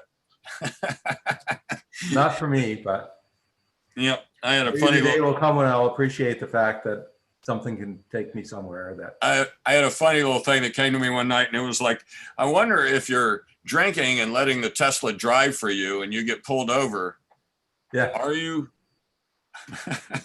Right. Are you a passenger or are you the driver? Oh gosh. All right. So let's talk about NAD a little bit. We've got sound video card-based products. It's been your thing for some time, whether it be in home theater or in the 2-channel product, and we see it pretty much throughout your line. Yeah. I know that we've done a lot of update. I understand why it is, but if you mind telling our folks why y'all do it that way? Well, the thinking was that as we were developing our AV receivers, once digital video came in with content protection, then as you mentioned, the HDMI part had to be very, very specific, and it kept changing. Yes. And it made it almost impossible for you guys to sell an expensive receiver. Like, do you really want to spend $5,000 on an AV receiver that's going to be obsolete next year? Yep. And so we were looking for a solution to that. And the modular design construction was sort of really our building block concept, where you could, bridge an amplifier and add a second one, or, so the idea was that when that piece became obsolete, you could upgrade it. If you bought a new TV that had different, better resolution, you could upgrade your receiver. Most of it was still fine. The amp, we're not changing anything in amplifiers or preamplifiers or tuners, or, so much of it, and so much of the cost of it was not in the digital video section. So if we could make the digital video section easily upgradable, that would be fabulous. And unfortunately, you can only do that with hardware. You can't do it with software because of the content protection. Everything is baked into the, the read-only chips, basically. Yeah, that and the bandwidth is constantly, I mean, in video is just constantly going up. Yeah. We're starting to talk it's about really on the edge. It's on the edge of what they can do all the time. Yep. Yep. And, and gosh, even some of the cables can't even do some of this stuff that 8K is, trying to get to, and that kind of thing as well. So, we're starting to see cabling that's starting to adapt to that, and so on. So, but it's interesting because that's where it started, was in our AV receivers. And, you can still upgrade a receiver you bought from us a decade ago and make it work with, currently with 4K and with Dolby Atmos if you want. Yep. But we also started introducing it into the stereo products, I think with the C390, which was a classic version of the M2 direct digital amp. Yes. And that actually took off in some ways better than the video side. I think the people buying 2-channel are more adventurous and, more apt to upgrade incrementally. So, you could upgrade, you put a phono stage in it if you wanted to play records through it. But we didn't make everyone buy a phono stage if they didn't need it. So that's kind of, it fits into the value side, it fits into the simplicity side. And now when we introduce the complete touchscreen display on the front, like we have on M10 and M33, and now we have it on the 778 receiver, and you'll see that more from us. That allows us to do hardware upgrades and hardware expansion and to control it. Because in the old world where we had buttons and knobs. I think it is amazing that you in a piece of software can change the display I mean, Yeah. if we thought about rearranging our knobs from the 70s and 80s, I mean, it'd blow your mind.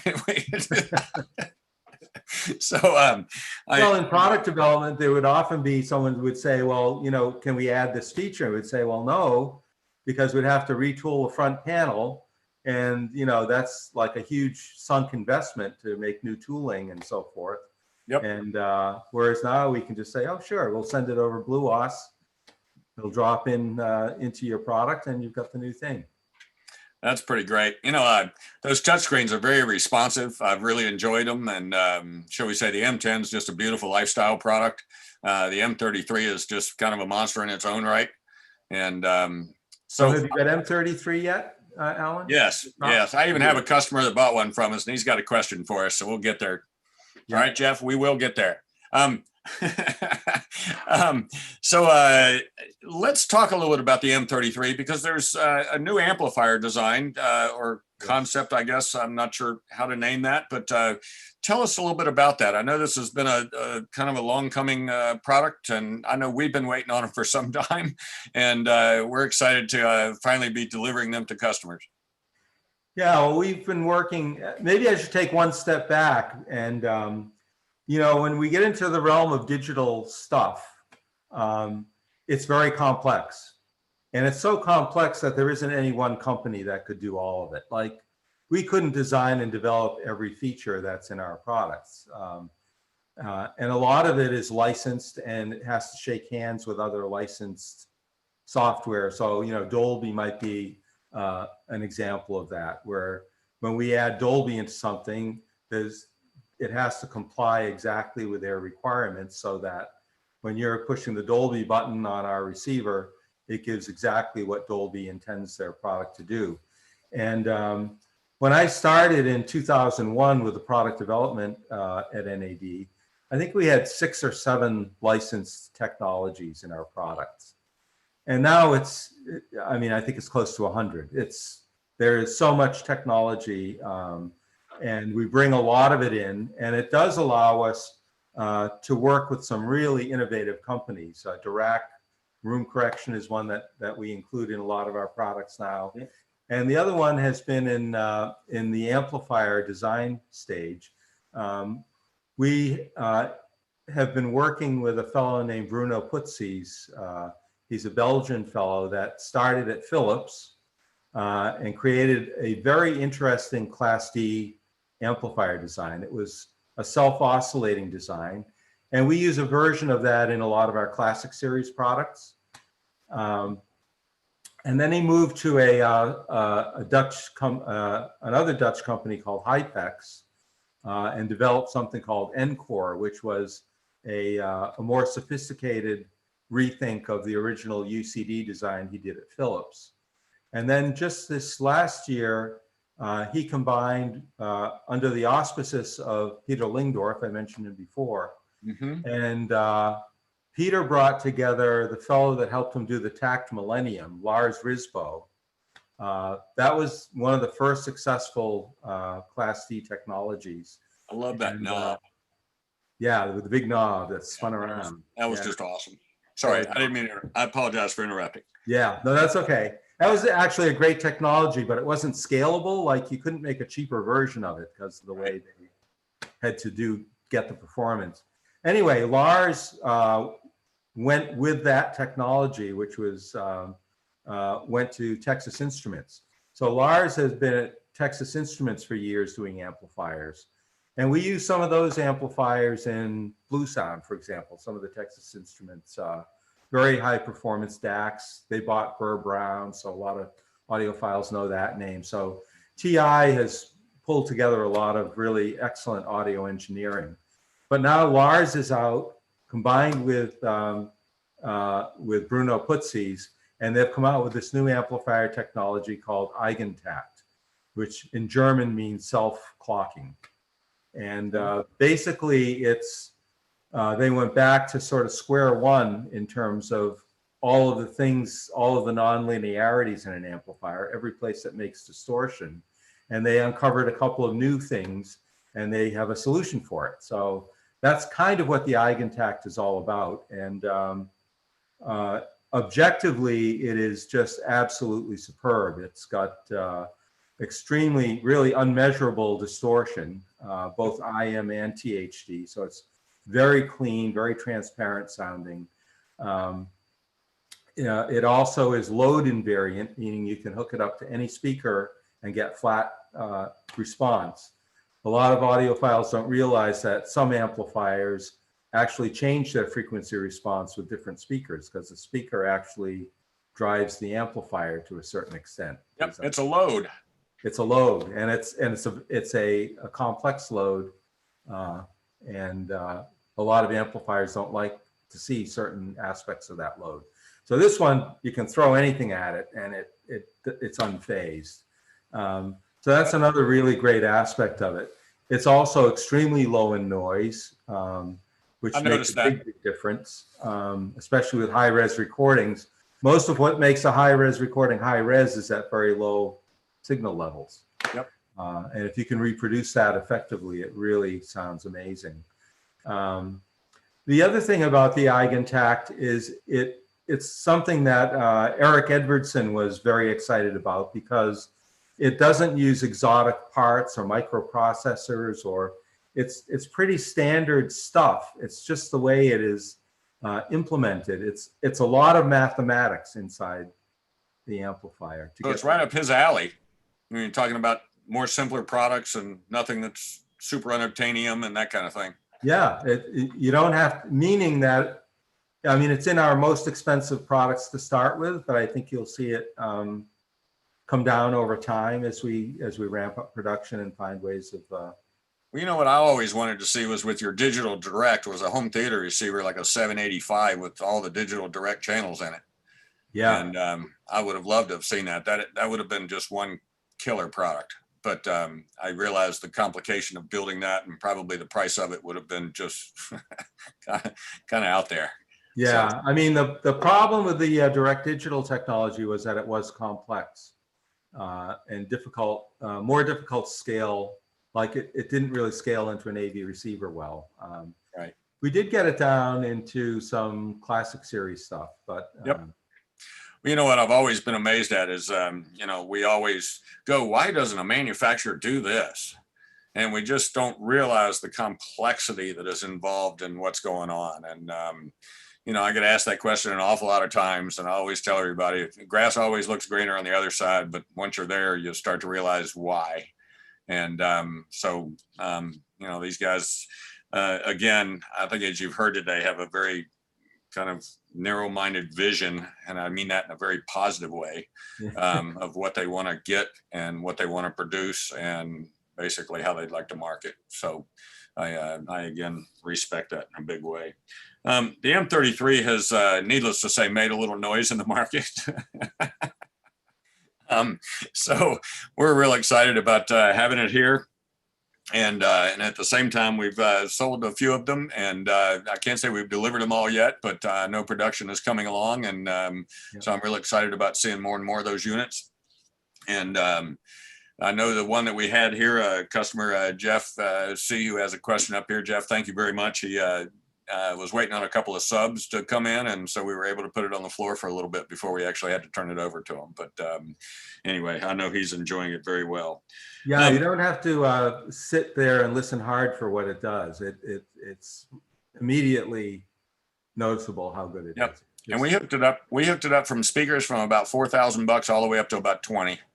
Yeah. So we've been demonstrating it with $20,000 dollies. That's top of the line dolly with. Yep. When we do shows. That's what we normally. When we do shows. Yeah. When we used to do shows. Yeah. All right. Actually, the very last thing I did before COVID was a press introduction of the M33 in New York City. Wow. That was the last thing I did in February. Wow. I can barely remember February. Yeah.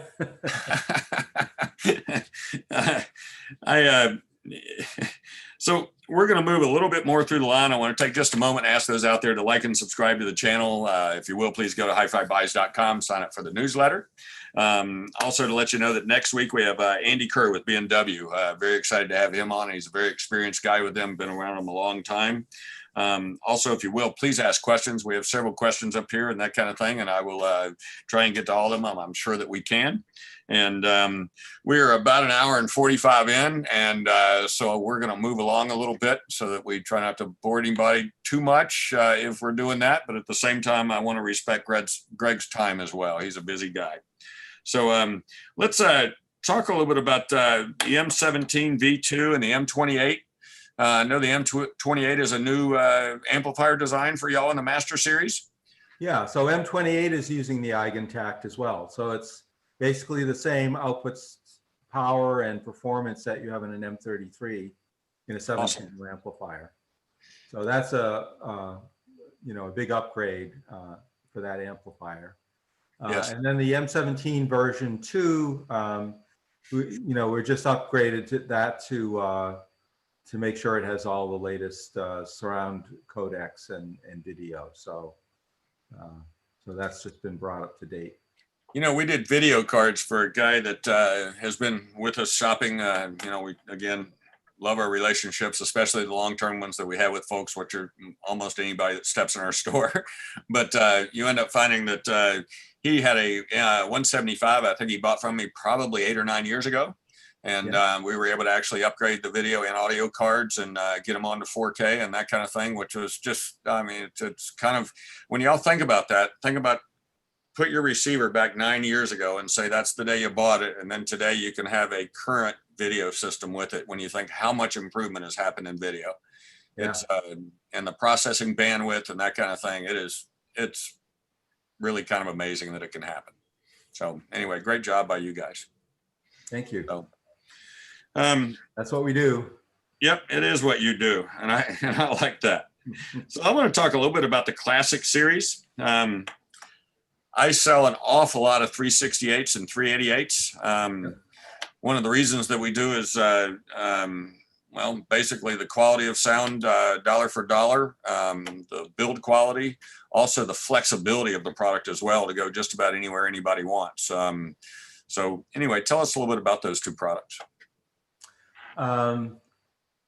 Those two products included a lot of the new technologies that we were working on at that time. So we brought the modular design construction down into the Classic series with those products. We also switched to the very high energy efficiency of the UCD output stage, and we moved from an old linear power supply to an active switch mode supply. And all of those things make the product perform extremely well. We were also able to integrate some of the control functionality from Master Series into it. And that was kind of the objective, was to take as much as we could from what we were doing like with M32 and the Master Series and bring it into the Classic series. Well, I think you definitely made a home run there, because I can't tell you how many 375s I've sold over the years. But the one thing I love about it, and just so you guys know, they make the 388 has 2 card slots, so you can add basically an HDMI card to it, which is, when you think about it, a lot of people have a stereo receiver with 2 speakers and they'd like to be able to add their TV to it. And the way that's normally done is basically by taking an optical cable out of your TV and plugging it down through there. But the TV is not an audio device. And so therefore, now you're able to actually get your separate devices plugged into the NAD and allow it to take it from that point and then send the video onto the TV. So you will get a sonic improvement that way. Yeah, and you can also add a BlueOS streaming card into it as well. Yep. In fact, I think we sell it in the US with that pre-installed. You do. You do. We have chosen to stock 1 unit and then the blue card. So we do. Yeah, well, that's the wonderful thing about modular design construction. Just another benefit. I love the modular design construction. I think it's really just a great way to go. I don't know of a lot of other companies that are doing that. Do you know of them? Me? Yeah. I'm just curious. I think Macintosh just introduced a product that has some kind of an upgradable. Really? module to it. I know a lot of them have now created integrateds or preamps that have like a DAC you can add. Right. But, you know, to add an HDMI or a streaming card or something along that lines, they don't really have the prowess of Bluesound behind them.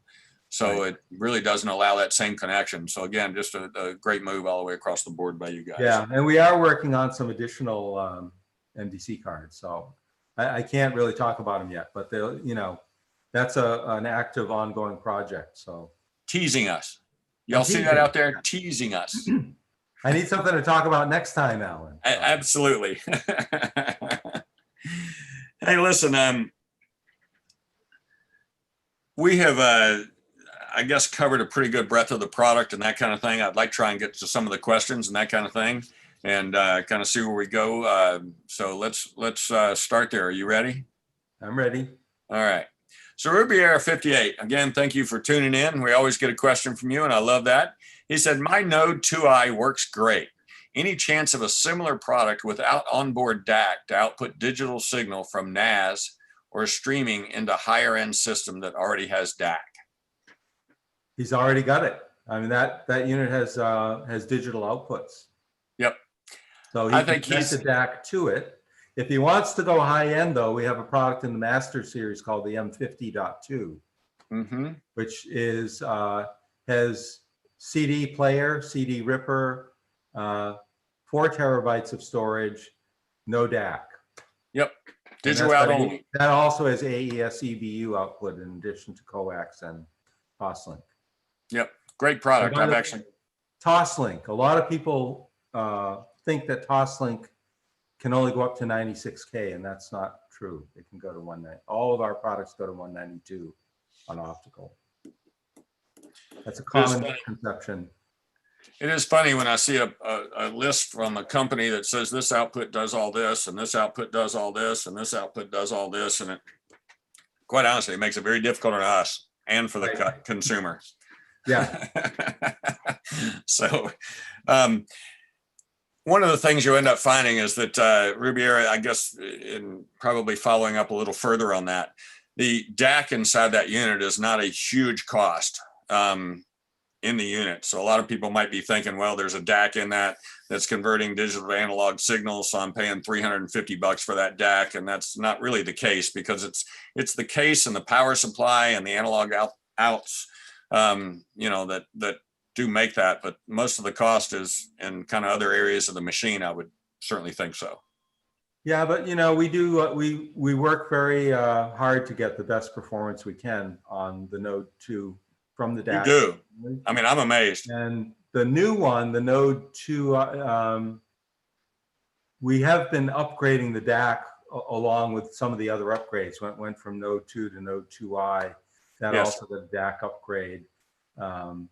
And I would say that the way to think of the Node is it's like a mid-price CD player. That's kind of it's the quality level that we would put in like a classic NAD $500 CD player. So it's an audio DAC. It's not the hand-selected, you know, $50 parts cost DAC. Right. But I'll tell you a little secret on DACs, and that is that within a family of DACs, you can spend from quite a small number to quite a large number, and the specs incrementally get better. What that is really is it's all the same DAC. It's just that when they manufacture them, some of them are more perfect than others. They're so complex that most of them have some imperfection. It's like when you were selling plasma TVs and they'd say, well, you know, you're gonna have 3 or 4 pixels that are out. Like that's just the way it is, you know? And it's kind of the same thing with DACs. It's like, except for maybe a very few handsome, you know, they do 100 of them. There might be 1 or 2 that meet that ideal spec of the DAC. And then all fall somewhere below that. And you can buy on that spectrum. So we buy really high quality audio DACs. We just don't buy the very best one to put into a $500 retail product. Yeah, because then it wouldn't be $500. Right, it'd be $5,000. Yeah. And the thing that y'all need to understand is they have experimented with the better ones to see whether there actually is a big enough return to invest that money in it. And I can't imagine that you wouldn't do that. Well, we also do some other interesting things like the 3020 V2. I think are we at V2 or V3 now? V3, I think. V3, yeah. The little desktop amplifier. That uses a very clever DAC, and we've used it in a couple of other products too, where we take a high quality DAC that's actually developed for AV receivers. So it's an 8-channel DAC. So it's maybe, let's say it's 112 dB DAC spec for dynamic range. And by configuring it in a dual differential configuration, you can get about 6 to 8 dB better signal to noise out of that. But because it's a DAC that's used in, everybody's AV receiver, it's very, very affordable. So that's a typical Bjorn Erik Edwardson innovative way of approaching something, where he says, we could pay all this money for this DAC, but this one is really inexpensive. And by the way, it actually outperforms that expensive one if we configure it in the circuit this way. Yep. It gets back to the thing we've talked a couple of times about. It is the execution. People always, all the time, tell me about this DAC chip number and this DAC chip number and that kind of thing. And I tell them that has almost nothing to do with how it sounds. I know that sounds absurd to most people out there, but you'll probably find an analog output stage will have a lot more to do with it, the quality of sound, than I think the DAC chip itself. Absolutely. Couldn't agree more. Awesome. Well, thank you for that.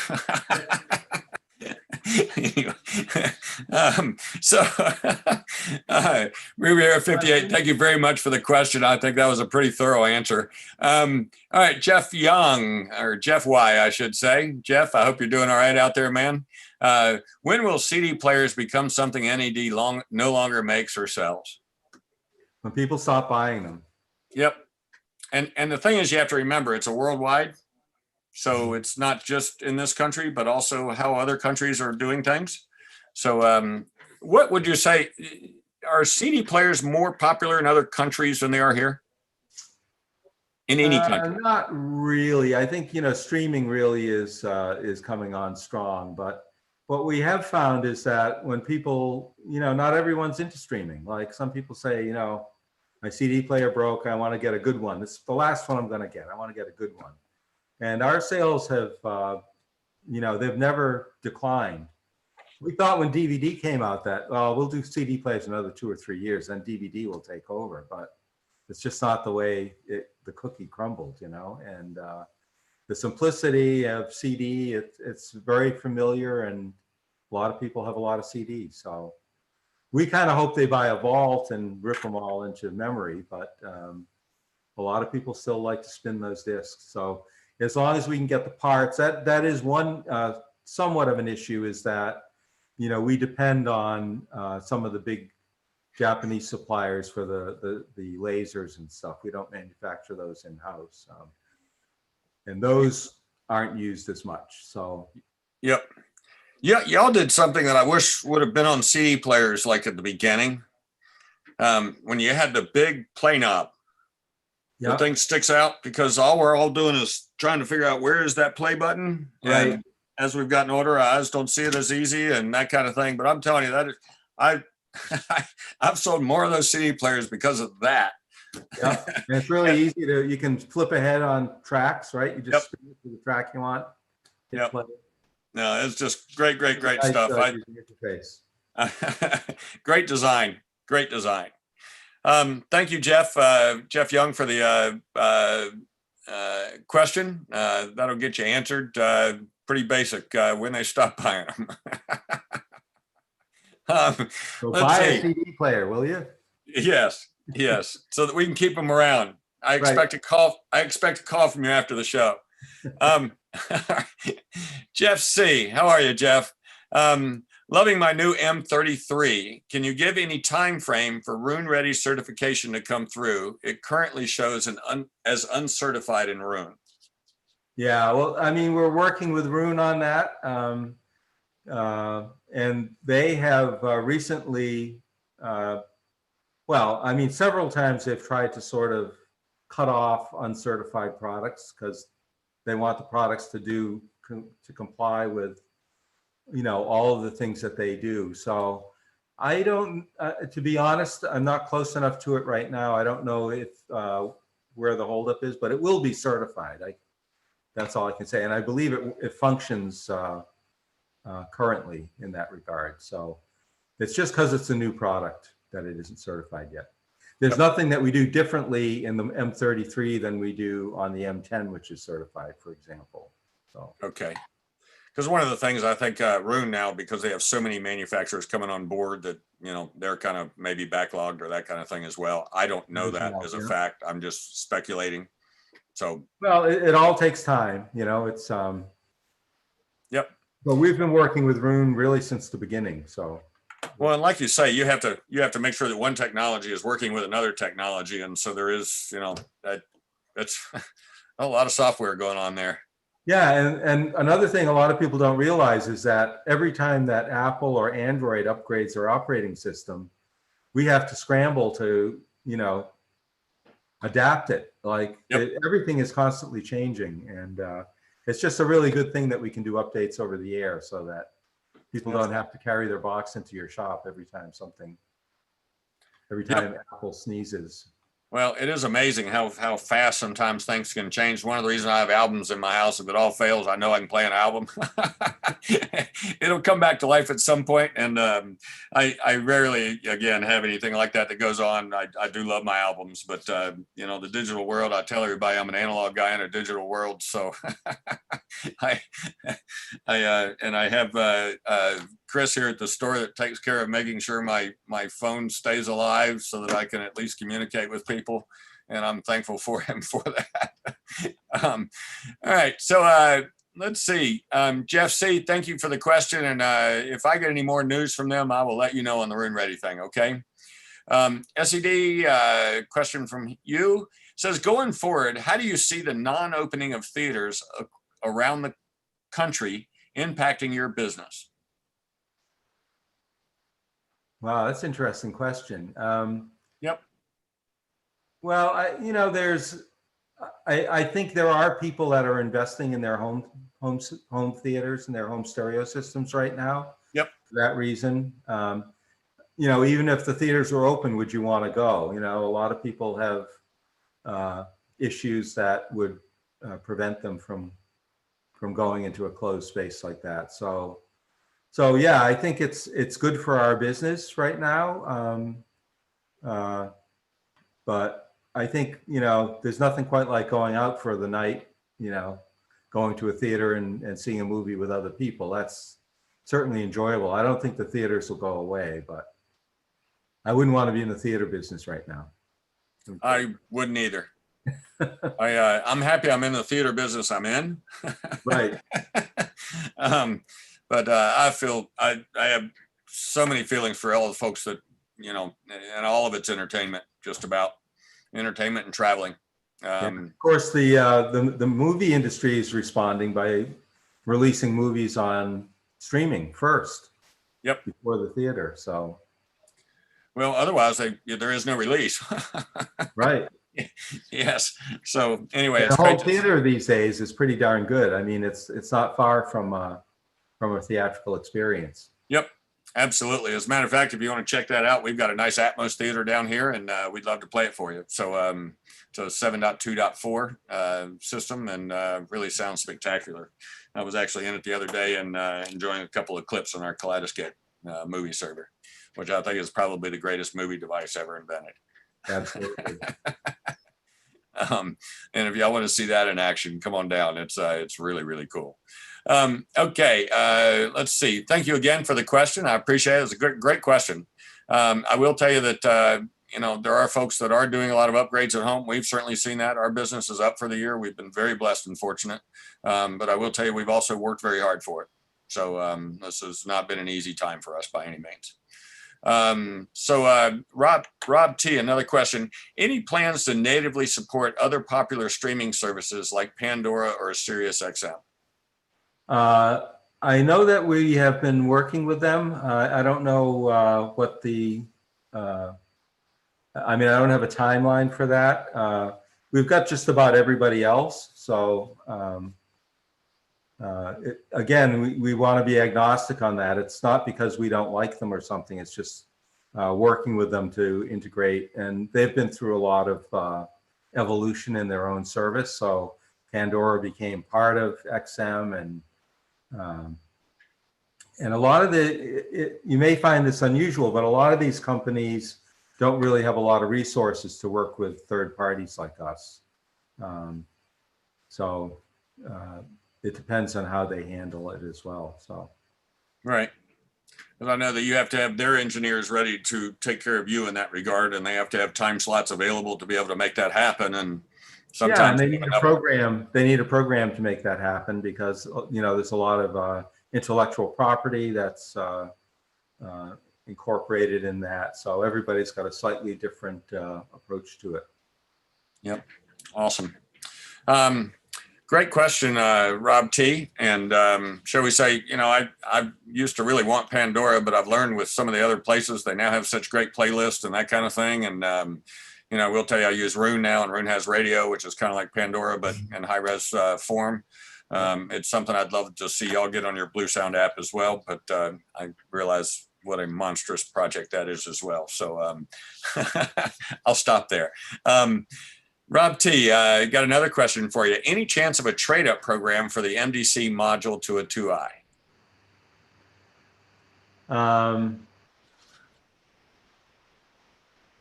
I mean, we haven't done that kind of thing in the past. That would really be a question for our sales division. That wouldn't be a decision that I would make. That's more of a marketing dealer and marketing. So sorry, that's not a very satisfying answer. I will. Let's see, Rob, if you will get in touch with me, just send me a quick email, and I'll see if I can figure out if there's something going on there. Yeah, there might be something that we could work out on that. Yep, we want you to go forward. So we as a store and them as a company. So, Rob T, I've got another question from him, and I think I know the answer to this one, but I'm going to see if you'll answer it. Any plans to work up a weather-resistant unit for outdoor use? On Bluesound? Yes. Well, I guess it depends on what you mean by weather resistant. Right. Because you have two versions. One is carry it with you, like to the beach. Yeah, we make for the Flex, the one that has a battery pack. We also have what we call a Flex skin. It's a rubber coating that you can put on and take off, and it shock absorbs it and protects the finish from splashes. You can. I would say they're splash proof, but you can't leave it outside all year round on Right.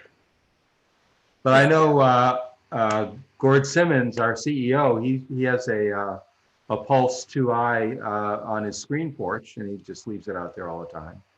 Yep. They're mostly pretty sealed boxes. I mean, I guess the drivers are exposed, but pretty much the rest of it is. And, we've had people do that with TVs too, and they've lasted longer than most people think. So, with PSB, we make some specific outdoor speakers, which you could connect to a power node, for example, if that's something that we've seen done a fair amount, and that makes an excellent system. I remember seeing something where y'all had a PoE or a power over Ethernet speaker that was going to be a Bluesound that, I just remember seeing something like that. And I don't know if that ever came around or. No, we never put that into production. I think it was a little bit ahead of its time. I thought so too. And I was really concerned about it, but I was like, wow, it'd be pretty cool. It'd be great if you could just run one wire and you get signal and power and you're done. But yep. And with these energy efficient digital amps, it gives you a little bit of juice that you could run down that too. I mean, it would have limitations obviously, but there's they do a PoE plus now. I think one of the objections on that one, that you might have seen that at one of the shows we did, but to get the performance out of it, we use a specialized, our own version of a power injector. So it had a lot more power than even PoE plus. Okay. And I think that scared a lot of our dealers and installers, to think that they'd have this kind of a non-standard thing. I don't know. Well, it was a great thought and very creative. So I kind of like the idea, but Yeah. Well, who knows? You may see it again. well, awesome. Let's We see if do I've got listen, any by other the way, questions. we listen to all these questions, and people write to us, and we get feedback from our dealers and from our customers. And you see things come up in our products that are suggested by people. We listen and take very seriously, because we're doing this for our customers. We're not doing it for us. Right. We're doing it for you. And you know, if enough people want something, or it's a really good idea, and it often is, we'll try to incorporate it in a future model or a software upgrade or what have you. Well, I want to say that I certainly understand after our conversation today why you lead the vision for this company. Oh, thank you. This has really been very eye-opening for me, and I'm sure it has been for those folks out there as well. And you know, I've been with these guys for 25 years, and it's been really my longest term relationship with a manufacturer in this business. So it's something I look to pretty warmly, and I even have a model. You know, for those of us that don't know, NAD stands for New Acoustic Dimension. And I have one of the very few receivers that it was ever written on in my store in the museum. And I think it's a model 740 or a 140. I can't tell with the first thing, but they do all their receivers with sevens. So I'm pretty sure that if that was implemented during that time as well, that it's from just about the beginning of NAD. I think Greg told me it was from like 72, 73, 74 in that regard, which was before they were with Lenbrook. But anyway, pretty early stuff. So if you want to see it, it's in the museum. It's just kind of neat. A customer gave it to me, and I actually love having it there. So I just want to say thank you for your time. I know it's not easy to give up 2+ hours of your time, which we said we'd never get to. And here we are. So well, it's been I a just want to pleasure. thank you. I really appreciate your putting this together. I think it's very innovative way to keep touch with your customers, and to, you know, we have this technology now. Why not use it? Everyone can get their questions answered and learn more about the products and the people. And I think it's just a great idea. I think it's kind of like the opera show for the audio industry. I need to give away some more stuff and give everyone a car. Well, I'll be calling you. Okay. You said it. Your idea. Jim, why won't you patch me through? Oh my gosh. It's been fun. Thank you very much, Alan. Thank you. Folks, this is Alan Jones with HiFi Buys, and this has been HiFi Chats number 26 with Greg Stidsen, who is Chief Technology Officer at Lenbrook. Thank you again for everybody's time, and look forward to having a happy chat with you again. This has been great. Thanks.